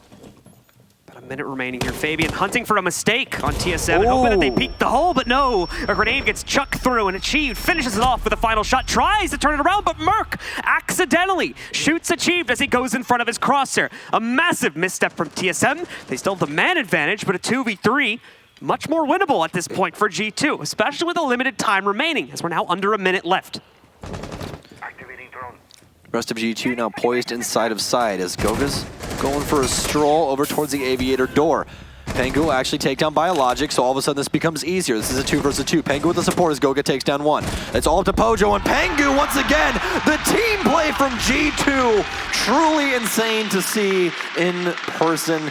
Just back and forth, it doesn't matter if it's a 2v4 or 2v5, anything at all. G2 somehow finds a way through this once again. Amazing way to leverage control of the round, and so unfortunate for TSM after things started out so promising. Yes, affected by the run out there, I believe, from Goga in the early round, but quickly turned that around due to Achieved once again, who is, I'm going to say, probably one of the most consistent players for TSM at this LAN so far. Picks up a double yet again to bring his team back into it and trade it down to a 5v3. Unfortunately, that site push, the team kill that happened from along with a few other factors, disallow them for being able to close out on the round. And as a result, G2 clutch it out in brilliant fashion to put their point on the board first.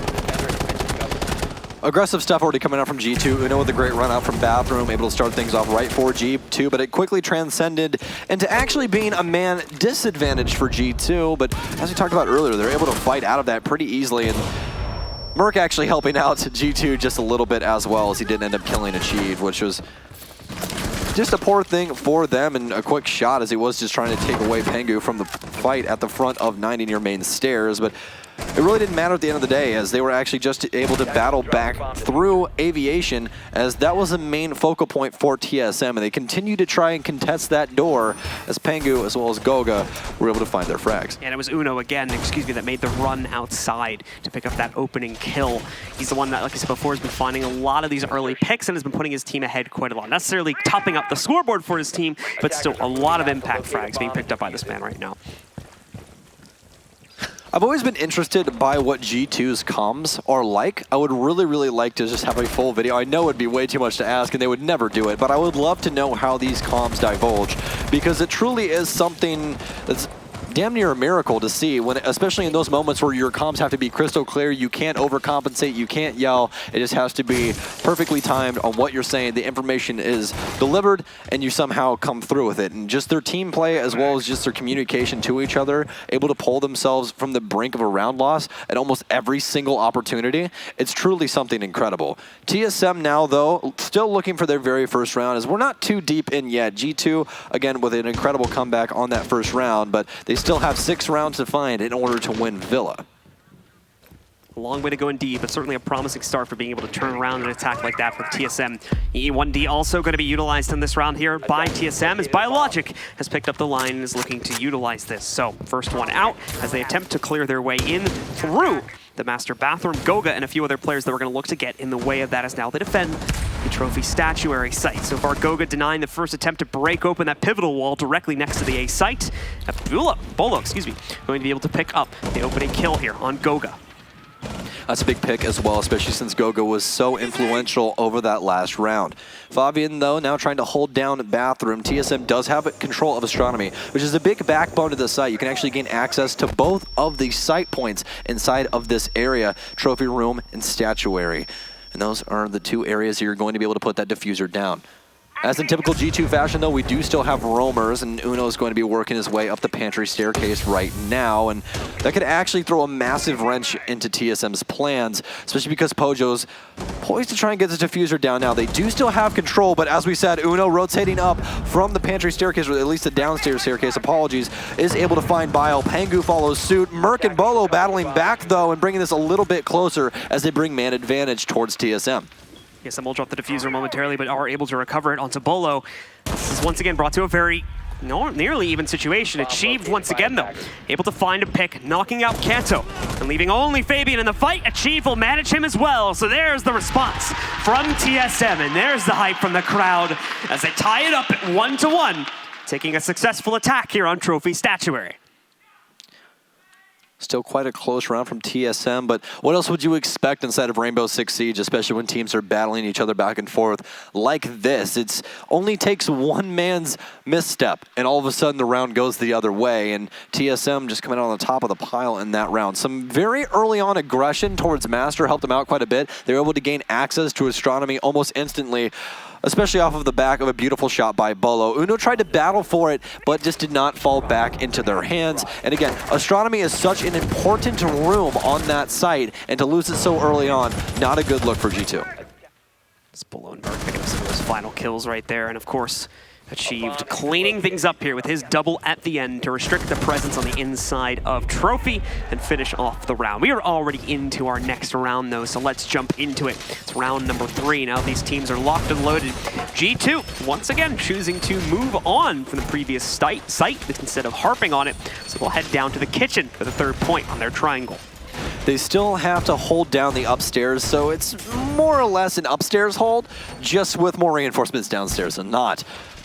Main area, though, is going to be the laundry room that is highly contested on this site, and it gets you almost instant access, but it's also sort of a kill box if vertical pressure is still allowed to be held by G2. So the main focus point for TSM will be top clearing. They need to pick their exact point. Usually we see people try and clear from games and across, or start over inside of study and work completely across, clearing that entire top floor. But things can get pretty dicey once you're trying to battle your way into trophy or statuary. Another round here for G2, another attempt to try and stop the push from TSM. TSM going to move quickly over towards the master bedroom side and start their push towards the inside. They'll, of course, be careful of the almost predictable presence from G2 that'll be near this area in places like Astronomy and on the inside of that bedroom to try and prevent TSM from getting access to these pivotal points of the map that they absolutely need for the execute. Achieved has already moved into the walk-in closet, though, so he will hold control of that. Merc holds the angle leading into the master bedroom from the statuary. So Pengu and Goga will not be able to push any further at this point or risk their own lives. The track coming in from Merc, which unfortunately is only going to isolate out a player downstairs. But Uno is found this time. He's the one, almost an amazing adjustment there on the Goga. As you can see, he's at half HP, but he does indeed get the better of Bolo, taking him out. Aggressive play here by Goga, and he actually outplays Achieved, not accounting for Goga to try and get aggressive. That's already going to be a double on the round for him. Uno has been dealt with as well downstairs. That was Bolo as the IQ. Goga has taken quite a bit of damage, but Goga as well as Pengu still fighting for map control upstairs. And again, this is what G2 does. They try and constrict your map access and force you to fight through all the utility that they're going to throw at you. They're not afraid to dump it early. All they want is you not to have that map control. We are going to have one of those lion charges actually work out. It will mark up Goga, but it doesn't even matter. They won't even contest him. Finally, Pojo works his way in with the Barry 9, takes down Goga. Kanto in trouble. Pengu battles back, and it's actually going to be a trade out as Pojo takes down Kanto and rotated to the hallway. Down into a 2 versus 2 here now. Another very, very close situation as TSM is looking to get onto the site, but G2 has retreated to it. They hold safe control of it right now, whereas TSM still has most of their players roaming around upstairs at this point, I believe, and there they are. Biologic and Pojo Man right on the inside of Trophy Room here, looking for a way to get access to the area below them. It's not going to be the easiest thing in the world, though. G2 picked a perfect time to fall back. You can see Biologic's been heavily injured. He's not necessarily in fighting condition, whereas Pengu, it's fine that he's low HP. He's the player that's going to be sitting back looking to delay with his utility until the end of the round anyway, as you're about to see right now. As soon as a footstep touches near him, he will pop that Toxic Bay, but we can hear the hatch now getting opened upstairs to try and gain a little bit more access. No, it's actually going to be the sidewall looking in towards kitchen to establish a little bit of a longer angle, but Fabian's currently sitting in the corner. I don't know if they're going to account for it. Pengu takes down one with the SMG-11. Now it's turned into a kill box, but Pojo finds one. That's going to be a triple kill for him on the round. All he has left to do is find Pengu, as we are currently sitting on site. 17 seconds left. No more Toxic Babes, as we did see him pop his last one over towards the door of Tarps, but he's just waiting for that plant sound. Pojo has to try and find him, but from behind, it's Pengu. Pojo not accounting for when the man could possibly be, and G2 walk away with yet another round. Fatal misread from Pojo Man, the player we've looked to for clutch potential on TSM throughout the past few weeks here, ever since he stepped into the team. Unfortunately, not going to find it this time in the 1v1 as he misreads that scenario, giving the lead and a second round over to G2 Esports, allowing them to rotate back over to the initial site on Aviation and Games Room as we enter the 4th round of the half.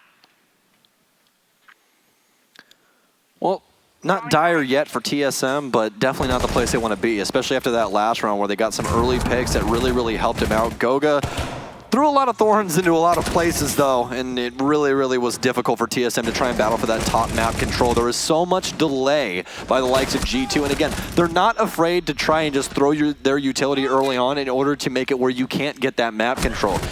I mean, it's already all set up from the point of the strat. That's why Goga's on Legion. That's why Pengu's on Smoke. They're trying to forcibly make you battle through their utility in order to try and gain map control. It's a very difficult thing to do. TSM still trying to find a way around it, but nonetheless, G2 will find their round on Kitchen as we go back to the first site that they were allocated towards. This one was a very close affair between both of the teams. It did look like a round that TSM was going to be able to win it. Unfortunately, some last-minute issues of trying to get access into the site from the 90 hallway prevented them from successfully deploying and obviously winning out the round there. G2 had a nice closeout. It was between Goga and Pengu against the remaining members of TSM, and they were able to leverage that brilliantly into their first round win. Now they'll attempt to do it again. Kanto, incredibly aggressive once more with his own run out to the outside. Will not find anything from it, though. He quickly retreats back into the master bedroom side of the building, and will be, well, not seen again for some time, probably. Well, going to have the exact same look inside of Astronomy, but it's no longer Goga. It's Cantor Aketi that is sitting inside of Astronomy as Legion. And such a good delay op. He does everything he could possibly want him to do. He gives you information, deals damage, slows the opponent down to where they cannot sprint any longer, makes your gunfights quite a bit easier. Some footprints now for Biologic. So we'll be able to mark out a target upstairs. It's going to be the clash of Fabian, but Kanto to start us off here. Kanto, a good early pick against Merc, as that fight had been going on for some time. I believe he is killed close to Astronomy. It's inside of the master bathroom. We see him getting eliminated there after trying to take control of bedroom. The Clash has also been moved into position. There is a consistent crowd control shield that is going to be able to block off angles. We can see the kill from Kanto happening there just a few moments ago too. Uno can be next to strike, however. Kanto ready for another fight as he also picks up his own personal second and a third for his team on the overall round. Down to just Biologic and Pojo Man now to bring back a 2v5. And they've only got about a minute and a half left to do it. G2 that entire time only had one man on site. Pengu was actually at the top of main stairs with a shield, as opposed to actually very similar to what we saw with Pojo Man with TSM when they ended up beating MIBR on this map. Play the shield at the top of main stairs with either Echo or Smoke, and you're able to hold down that entire area pretty easily, actually. But they only had one person on site the entire time. They had Uno, Kanto, as well as Fabian over across, denying map pressure. And again, that's been the entire mantra of G2 for a very long time. As long as we're able to delay and not even allow them to focus on site, we can probably battle back with the skull, well, at least the backbone of the team. Fabian going to try to push forward here and crunch out one of the two remaining players on TSM. Once again, he has access to the shield. Very easy to just block off an angle with it. This has no durability. This does not break. He can stay there forever. And as long as no one else creeps up behind him, he's safe. Uno finds the next pick as he's able to eliminate Biologic. And then finally, Pengu pushes with the Clash to finish off the round, eliminating Pojo Man and giving G2 a flawless performance on that round, along with, again, a reaffirmation of their lead at 3-1. It's one of those things where, yeah, you might hate them, but you have to respect just how damn good they are at this game, because it is truly incredible to watch the amount of team play that they are able to show. It's truly something to wonder at, especially with the amount of people that they have off-site. Typically speaking, you have 2 people, even possibly 3 people on site, 2 roamers trying to apply pressure somewhere else. G2 said, nah, we don't even need that. We just need Pengu watching main stairs, 1 person to watch both sides as they try and rush something, but I know where they're more than likely going to go. They're going to try and challenge Master and get the map control and then clear across. So we're going to continuously contest that, probably get a lot of kills while we do it, and that's exactly what happened. There you can see our trophy, folks, as again, that's what's on the line for our players this weekend. Started out with 16 teams on Monday, and after this match, we will be down to just 4 remaining, with the final 3 being eliminated by the end of Sunday. And of course, a champion being crowned in the process. G2, solid control over their second Aviation Games round, now is going to take them over to a living room, interestingly enough. G2 is going to continue to shake things up here on their defense for the last couple rounds. So TSM entered the match as the tournament leaders in clutches, won with 7. But have lost all 8 of their 1vx opportunities against G2, and I think that's a massive tail of the tape, to be completely honest with you. TSM has not had a single clutch this entire time, and it's been, again, practically surgical by G2 up till this point. TSM just cannot find a foothold on this mountain to climb. So Kanto will give up on trying to throw his camera to the inside of the desk and put it above the fireplace there instead. Put it on the mantle. Yeah. Put it on the fridge, Mom, please. I want to see our win on the fridge. We'll chuck that up in the corner. Fabian's mom, please put like all of his trophies just on the fridge. Just get some massive magnets. I'm not sure if that would work. It might tip over the fridge due to the weight balance. It just goes straight Stranger Things, just all fall off. yeah. We'd see it all just plop off in one big swoop. Not gonna work. Mom's there's like, I don't know why. They just keep falling off. I just don't know. It's not like they each weigh like 20 pounds or anything like that, so. All right, well, let's take a look here and see how TSM is going to try and approach this round. Again, taking upstairs control first, trying to pinch out the pressure from G2 that is going to be present in sites like Games where you can see Goga roaming around, and now Merc already moving up to red stairs, though, is for the most part going to ignore the positions from guys like Goga and focus downstairs instead. Checking for those cameras right now, if you're wondering why he's kind of looking around aimlessly. So try and detect those cameras that we were seeing the player at the beginning of the round trying to throw into the desk, but he ended up throwing on top. Those can be thrown anywhere on the map, including outside after the actual part of the round has begun. And as a result, give the defenders quite a bit of extra intel that those default cameras positioned in predetermined positions throughout the map normally don't provide, since, well, this is pro play. All of our attacking players know exactly where those are and take them out the second they see them. Well, we are on kind of a, well, definitely an offsite for this map as we are in living room, but Uno's going to start things off as we have quite a bit of pressure upstairs by G2, and it's going to continue to roll. Merc finally finds an opening kill for TSM as he actually battles back. This is a Merc we've been waiting for to try and bring TSM back into this game. Needs to start now, though, as you don't want G2 to get too far ahead. Trying to deal with that top pressure as G2 has almost every single floorboard you could possibly want upstairs for an angle open, and it's very, very dangerous. We are going to have the last one, I do believe, to fall off from upstairs. Yes, Uno will be the last defender that they had upstairs, but definitely be looking for the rotation from these G2 members. Fabian seeing the hatch get popped open here, ready to counter it if he needs to. He does have those gas grenades, but is more than likely just going to try to take this fight outright if it works his way. The electronics detector from Biologic as well is trying to see if he can catch any of the defenders downstairs on cameras, on top of course, just getting the intel of any pings below for any gadgets they might have to worry about working in, such as the goo mines that have been thrown out by Goga. Got quite a few of those roaming down around the downstairs area now. And with just 30 seconds left, this is all things that TSM are going to have to deal with when and if they end up executing here. They are taking their time. Biologic is trying to work from another hatch on the other side, but as you can see, Goga sits directly below him. If he drops, he's more than likely a dead man, and there you go. Goga takes him out. 10 seconds remaining here, and G2 have every bit of control they need. Just achieved what's remaining, and unfortunately, he doesn't have a hope in the world of clutching this one out with the limited time he's got left. It will expire in just a moment. G2, as Fabian picks up that final kill, claims round number 5, and again, pushes their lead further and further into their own advantage. Just a few more away now from being able to close out the series. All right, so I just want to take a second here just to explain to you as much as possible on how G2 is achieving what they are achieving. So TSM off the bat have not been too good at information game, which is definitely feeding into what G2 is able to accomplish. But as you guys are surely able to see, G2 starts off site with a lot of angles that support people downstairs. They're either holding the site or horizontally with angles that are able to help people when they rotate back to site.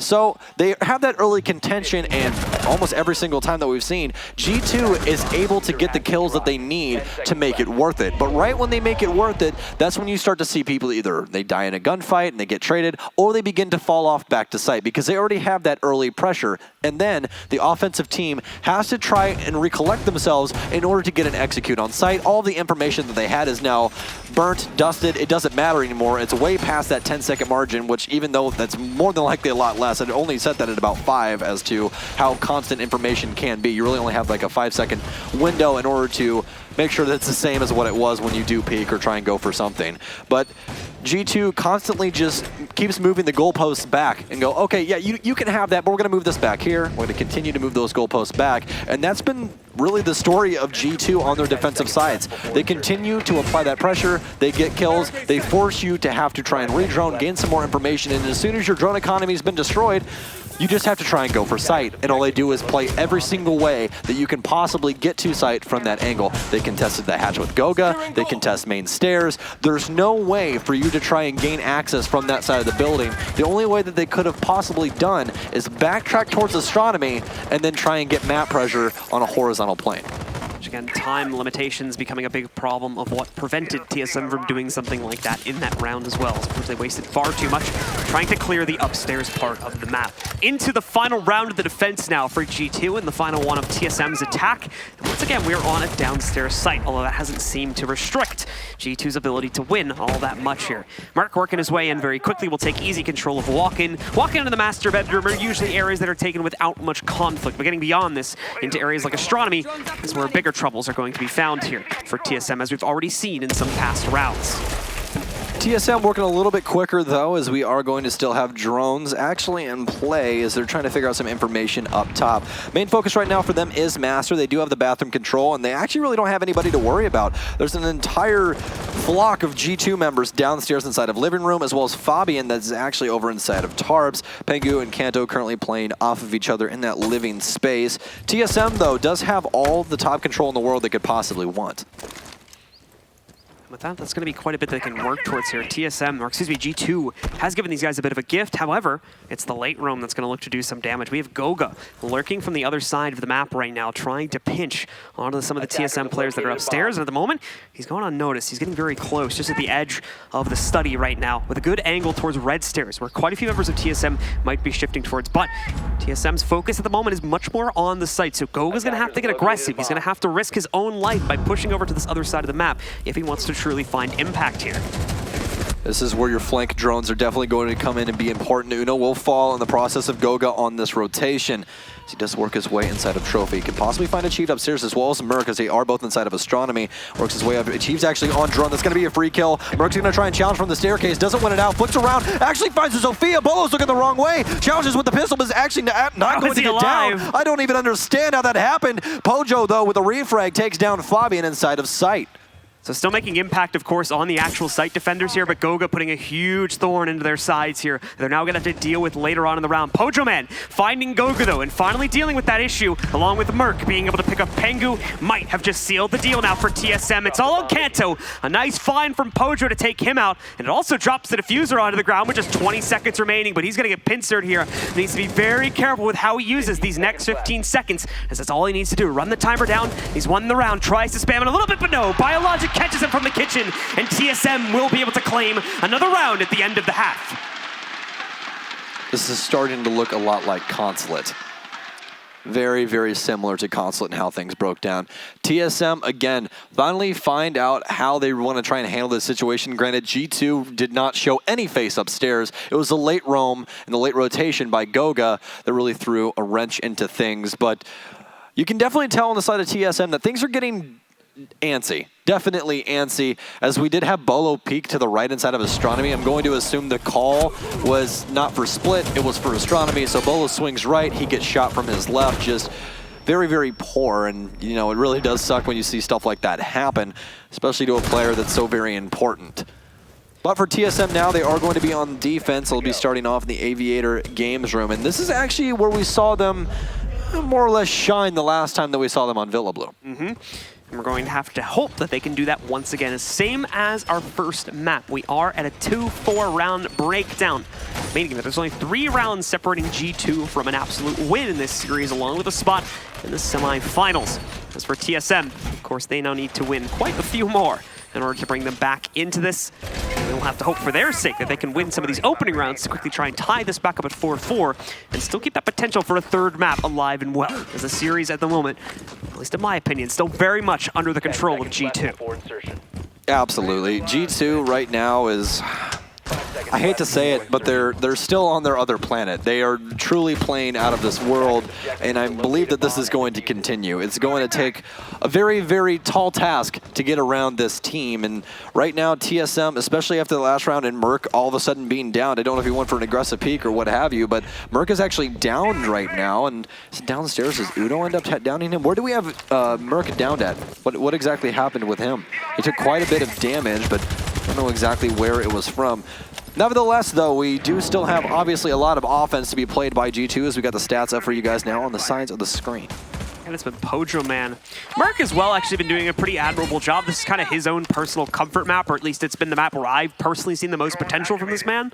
So he's doing a lot better on this map than we saw before. But that is the ultimate problem for this player, is that it's very, very hit or miss performance compared to guys like Achieved, who we've generally seen perform across the board on all 7 of the maps here for TSM at this tournament. Speaking of Achieved, he's getting bullied right now by drones as they've isolated out his position quite a few times. Unfortunately, from that window repel where you can see Pengu trying to catch him, it's not going to be so easy to do that. Kanto, though, can make a push to the inside. They do manage to catch him on a rotate from the EE1D, but that will hold off the remaining players from G2, or at least it would seem to be the case, as no, Goga strikes first against Bolo before Achieved is able to trade him right back down into a 4v4. Fabian working his way up through Trophy. Does have to worry about 90. Takes down Merc, who was playing red stairs. Has some feet as well, so he will mark those out with the Inox, but it's going to be Bio to trade things out as Goga will fall, making this an even trade. Fabian now jumps down red, immediately claims Bio's life, and makes this a little bit easier, bringing man control back to G2. Still 3 remaining members of G2, only 2 for TSM. Pojo Man still playing inside of Study. Has to worry about Pengu as he has adjusted himself to the balcony. Achieve currently playing the hallway. The longer Lesion is alive, the more of those goo mines he does get, so he definitely can help out his team a little bit more. Kanto and the rest of G2, though, just waiting on some information, it looks like, as I believe Kanto is actually, Fabian is actually droning outside, looking for any kind of info they can possibly get. And yes, the best player in the world, self-proclaimed, currently on the drone. He's not able to isolate out Pojo Man or Achieve just yet, but their drone, there you go, gets eyes on both of them now. So G2 know everything they need to know about the remaining setup on this defense and can execute accordingly here. 40 seconds left to do it as well, which is a very generous amount of time at this point in the round here. They'll start to push their way around 90, and again, they know exactly where the setup is at this point for TSM. That info is starting to grow a little bit old, but it's safe to assume that they're in the site at this point. Now with 30 seconds left, we need to see them commit to a push. That's going to be the last Inox charge from Fabian, as well as all of their sites will be set on site. Still 2 remaining members of TSM. No damage done to either of them. Fabian and Kanto at half health as things begin to pop off. Pojo falls. Fabian with the second. And G2 once again find a way onto site. Are able to claim the last 2 lives. And again, it's something so respectable by G2. They slow down their play and they go for that last second drone to gain the information that they need to make sure that TSM aren't where they think they are. With that, it's a lot easier to win your gunfights, especially when you're the one that has the information. Then they more than likely rotate back to defaults. They knew exactly where they were going to be playing. They knew that Lesion was going to be inside of the vault, and they also knew someone was more than likely going to be playing inside of the bar area, more than likely behind the bar inside of that space. And again, this is just top tier G2, as we've definitely seen before. It's G2, and it's G2 at its best right now. Very analytical approach to the final 3v2 push onto the site, even after the drone intel had grown old. Still, shut it down without much of a loss at all there, as you've seen here towards the end of the round, and take a very confident win to start out their attack. That's bad news for TSM, though, as they sit just 2 more rounds away from a loss here and elimination from the tournament, on top of the entire region of North America being knocked out here on day number 1 of our playoffs. I think the incredible thing by G2, especially now, is just how often that they flip through operators. I mean, everybody on this team can literally play anything. Goga, the guy that is most known for CCCI plant and CCCI kill, he's been a hard support for how long, but we've seen him on Habana, IQ, Zofia. We've seen him on so many different operators throughout this entire matchup, as well as just this entire tournament. It's truly incredible what they've been able to accomplish with this roster, especially with the addition of Uno. A lot of people were questioning exactly what they could possibly achieve, but G2 has never been an online team. They're a LAN team, they're a major team, and they haven't lost a major for 3 majors straight.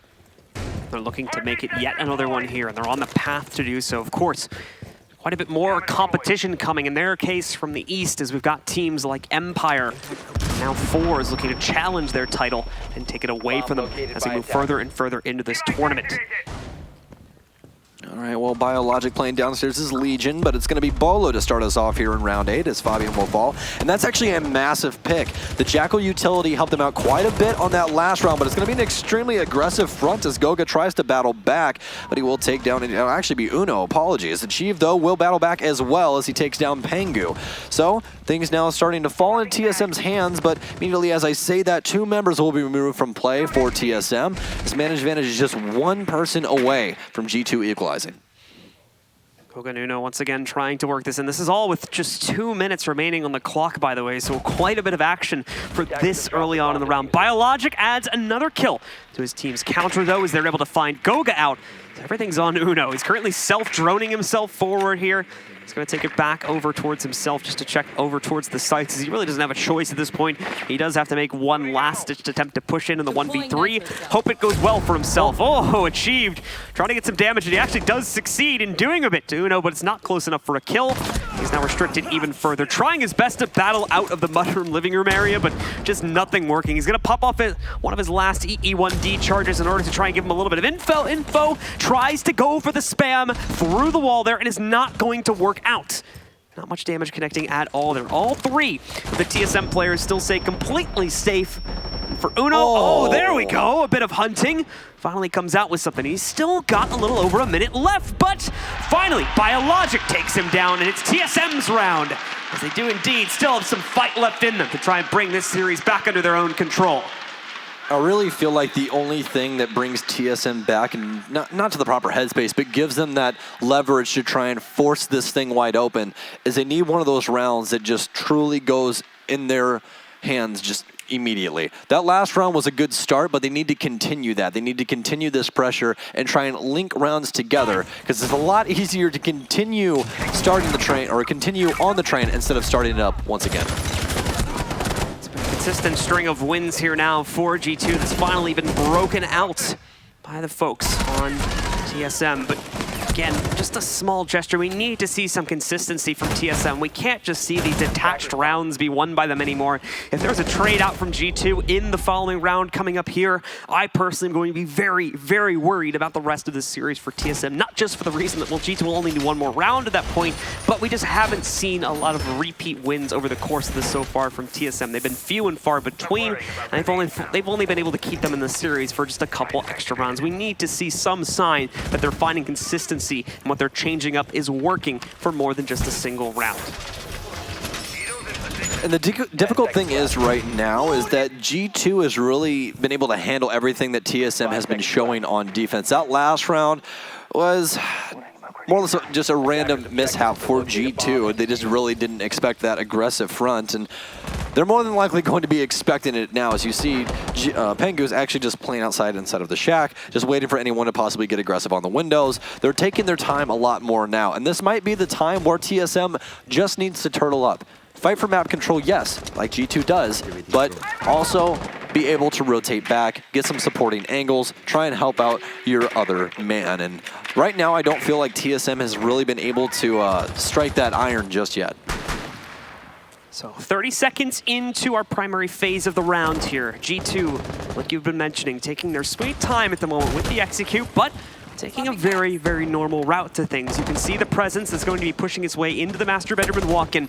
So they already have one player committed to the inside. Kanto will breach here in a moment over towards the master bathroom while being mindful of any potential rotates. Agumine actually does somehow end up below his feet right there that he didn't run into before, but he'll take a little bit of extra damage from that now. First E1D, not really going to find a whole lot, unfortunately, on the defensive side there, so G2 won't be able to use that info for a push here. But now drone presence is going to allow them to push against players like Achieved, who actually doesn't seem like he noticed the drone sitting behind him there on the inside of Astronomy, which could be trouble. But Goga strikes first here, being able to knock out Merc, and they look for the second against the player behind the desk. He doesn't really have much of a desk going anymore. Uno going to be going in for the trade. Goga and Fabian immediately pick up 2 more. And just like that, we're down to Pojo Man against the world once again. A 1v4 situation put before him, and he has to somehow waste out this last minute and 25 seconds.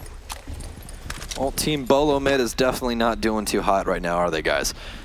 Hopefully Pojo can possibly bring this back for the TSM boys, but G2 right now looking damn near unstoppable, especially with how they've been able to execute the specific rooms that they want. Like, they wanted astronomy control, they wanted to be able to clear across, so they set up Pengu on the window to make sure that he can't get back to his rotation hole, and then set up a repeak over on bathroom with 2 people in tandem in order to make sure that they take down Achieved inside of the astronomy area. It's just the little things like that that they are able to set up and continuously do at multiple occasions.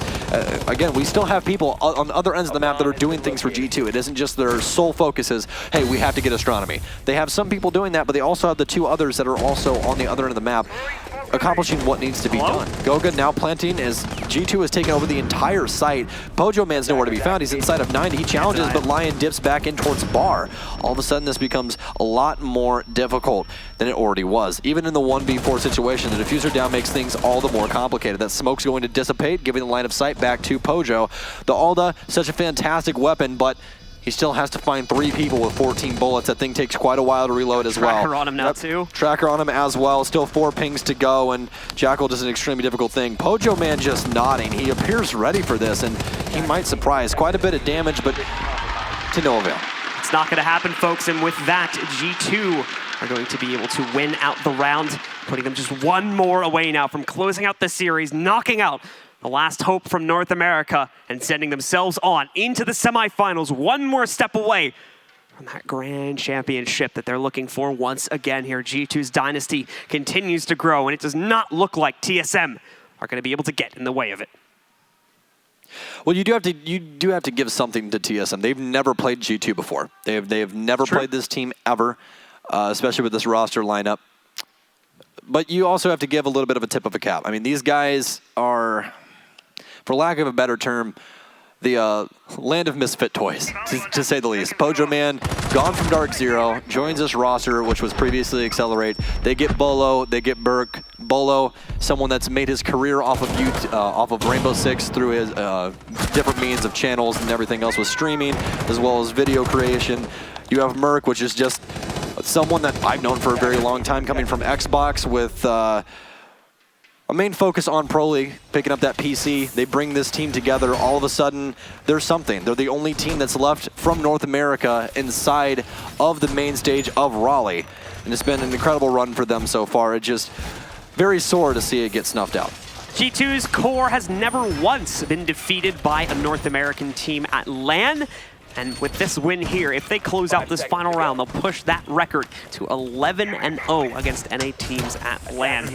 Again, though, to give more credit towards TSM, they were one of the only 2 North American teams that made it this far, where some of our veteran teams, we had 5 represented total here from North America, were not able to make it. Teams like Rogue and EG that were knocked out in the group stage that we normally see making it much, much further into the event. So for TSM to even make it this far is certainly a personal achievement for that team, and one that they are absolutely going to go back home and build on over the next few months as we lead up to events like the Pro League Finals and, of course, Invitational at the start of next year. Well, possibly the last round of the quarterfinals for today, unless TSM can possibly put an extension on it. Pengu now going to be playing an operator that we don't see too often, Blue. We're going to have Blitz on the field by Pengu, which... A little bit of fun, of course, for this I think everyone knows the op. They definitely know the op. You've definitely met a man If that you plays don't, Blitz in your life. It's a man with a shield and it makes bright lights. That's the easiest way to explain it. Achieved, however, will start out with a successful kill against the Zofia this time. There's the flash and the sudden run of fear from TSM as their players are going to run back into the site. They do not want to deal with that in an open duel if they can avoid it. Especially the mental process of that. It's more or less, you peek, you'd think you hear some shuffling of a shield, all of a sudden it's death to everyone on the other end of G2. TSM falling apart at the seams as Pengu is staring down inside of Bar right now. That is not the site, it is downstairs in case you guys were wondering. So still plenty of presence. Fabian going to get some more footprints as well, as it will be the bandit of Merc. Quite a bit of battling still to do as he dips back into study. Actually takes a gunfight, does quite a bit of damage to Goga as well, but these marks definitely not doing him any due diligence. More than likely there is a rotation. Yes, Fabian rotating in from behind. Is they're going to peek from both ends. Both actually going to trade it out towards Uno, but Fabian takes down Merc as Pengu is still alive. And the closer this gets to those low-end man counts, this is all of a sudden going to become a lot easier for Pengu to bully his way onto site. Just 1 minute remaining here. We need to see TSM muster something. Otherwise, this is going to be the end. Pengu has the blitz, still alive and well, though. And they can use this to push into the site relatively unhindered. You can see he takes blips of damage, but it's not going to matter. So much control over the outcome of the round here. Goga finishes off Bolo, and it leaves only Pojoman alive. He does have a flank capability, though, to try and move around these players, but it's already been spotted, and Fabian has it iced out. That's the end of the match, ladies and gentlemen. G2 are moving through once again to the semifinals, and TSM, the last hope for North America, is now out of the event, eliminating the entire region along with it. No one in their entire life can ever be perfect, but G2 is damn close. It's a very, very impressive game by G2 overall. Everything that TSM tried to throw at them, roam harder, try and get that aggression, play turtle, clear this area, clear that, none of it sticking to G2. They walk away 2-0 up against TSM and snuff out North America's hopes and dreams on NA soil. So Space Station failed earlier on today, and unfortunately TSM will falter now. The last hope for NA is now gone. That means only European teams will remain in this event. 2 hailing from the CIS region, 2, of course, from further west in Europe here. It's going to make for quite an epic turn of events throughout the course of this weekend. There you have it, ladies and gentlemen. G2, some great respect coming out from their opponents as well here, as it's always good friends at the end of the day. Again, overall, I am extremely impressed with TSM. This is their first major as a squad, and to even make it this deep and face against one of the titans of Rainbow Six Siege, and even take rounds off of them. I mean, that's really what matters. If it was 7-0, 7-0, it's a completely different story. But even showing some growth inside of your play, you have to be happy about it. Yep, and this is on top of, again, a very convincing group stage that we saw from these players. We'll take a look at some of the highlights, of course, from that final round. Some rounds being won, and some very unfortunate turns of events, as we saw there from Pengu, as he brings out, to my knowledge, the only blitz pick so far in this tournament. So that is the only time we've seen that one picked up so far. Likely the only time you'll see it again through the rest of the weekend here. I wouldn't hold your breath. It definitely could happen. The only other team here that I could think of would be Mint. All right, guys. Well, that's going to do it for us. We're going to take it back down to Golden Boy on the stage, though, with our winner's interview. Thank you so much, gentlemen. Here's Pengu with G2 Esports. Ladies and gentlemen. What happened? What did I do wrong? Well, you obviously don't know me then, because I'm Fabian. Fabian, oh my God, I'm so sorry. I'm so sorry. Well, I specifically asked for Pengu, but, you know, I'm still learning. Hey, I'm still learning. This is my first time here, folks, so, you know, you gotta give me a little slack. Give me a little slack. Fabian, it's a pleasure to have you here, my friend. I'm so sorry about that. Fabian, now, my friend, you have obviously had quite the run here in this competition. This you know, game against TSM really was just more G2 dominance, and it's just become a part of the brand of this team. You guys let Consulate through. Were you guys purposely stopping teams from playing Consulate because you were waiting for the big stage to play that map? Because you guys played it like you were so prepped on it. Well, we can begin with you not know who I am. That's fine, no? That's fair, that's fair. That's fine. I'm pretty... I do the interviews on the stage, you know? And I always make fun of people. TSM picking Consulate into us, that's up to them. I don't really care what they pick. I think we're a better team overall. I'm a little bit happy about knocking out all of the NA hopes because, you know, when we're in Brazil, they don't like us there. I guess they don't like us here because we're NA, but it felt good knocking them out. Fair enough, fair enough. And I like this guy. I like this guy. First time, and I'm digging it. So now, the other thing that you guys did quite a bit that the analyst when we were talking about in the back had pointed out was that you guys removed Dokkaebi both times in maps 1 and 2. Was that because of the recent changes to Lion that you guys opted to just remove Dokkaebi because you just don't want to have to deal with that intel operator? It's annoying to be called when you don't want to be, so that's why we banned it. That's fair. That's fair. I always get like these weird numbers from these like Chinese companies that continuously try and bother me, get me to buy some like herbal tea or something. So now you have to match up against Force tomorrow. Force have been on a hot streak as of late, and you guys have just consistently played well on LAN, time in and time again. Do you feel like this team is the team that is going to pretty much put out the fire that Force has started here in Raleigh? I don't know if Force is a fire, but every team that's gone up against them have played literally fucking shit. That's fair. There's really not much more I could say on that one, my friend. Fabian, thank you so much for your time. And on that, let's actually go ahead and send it over to the desk to break it all down. I'm sure there's a lot to talk about with that colorful language.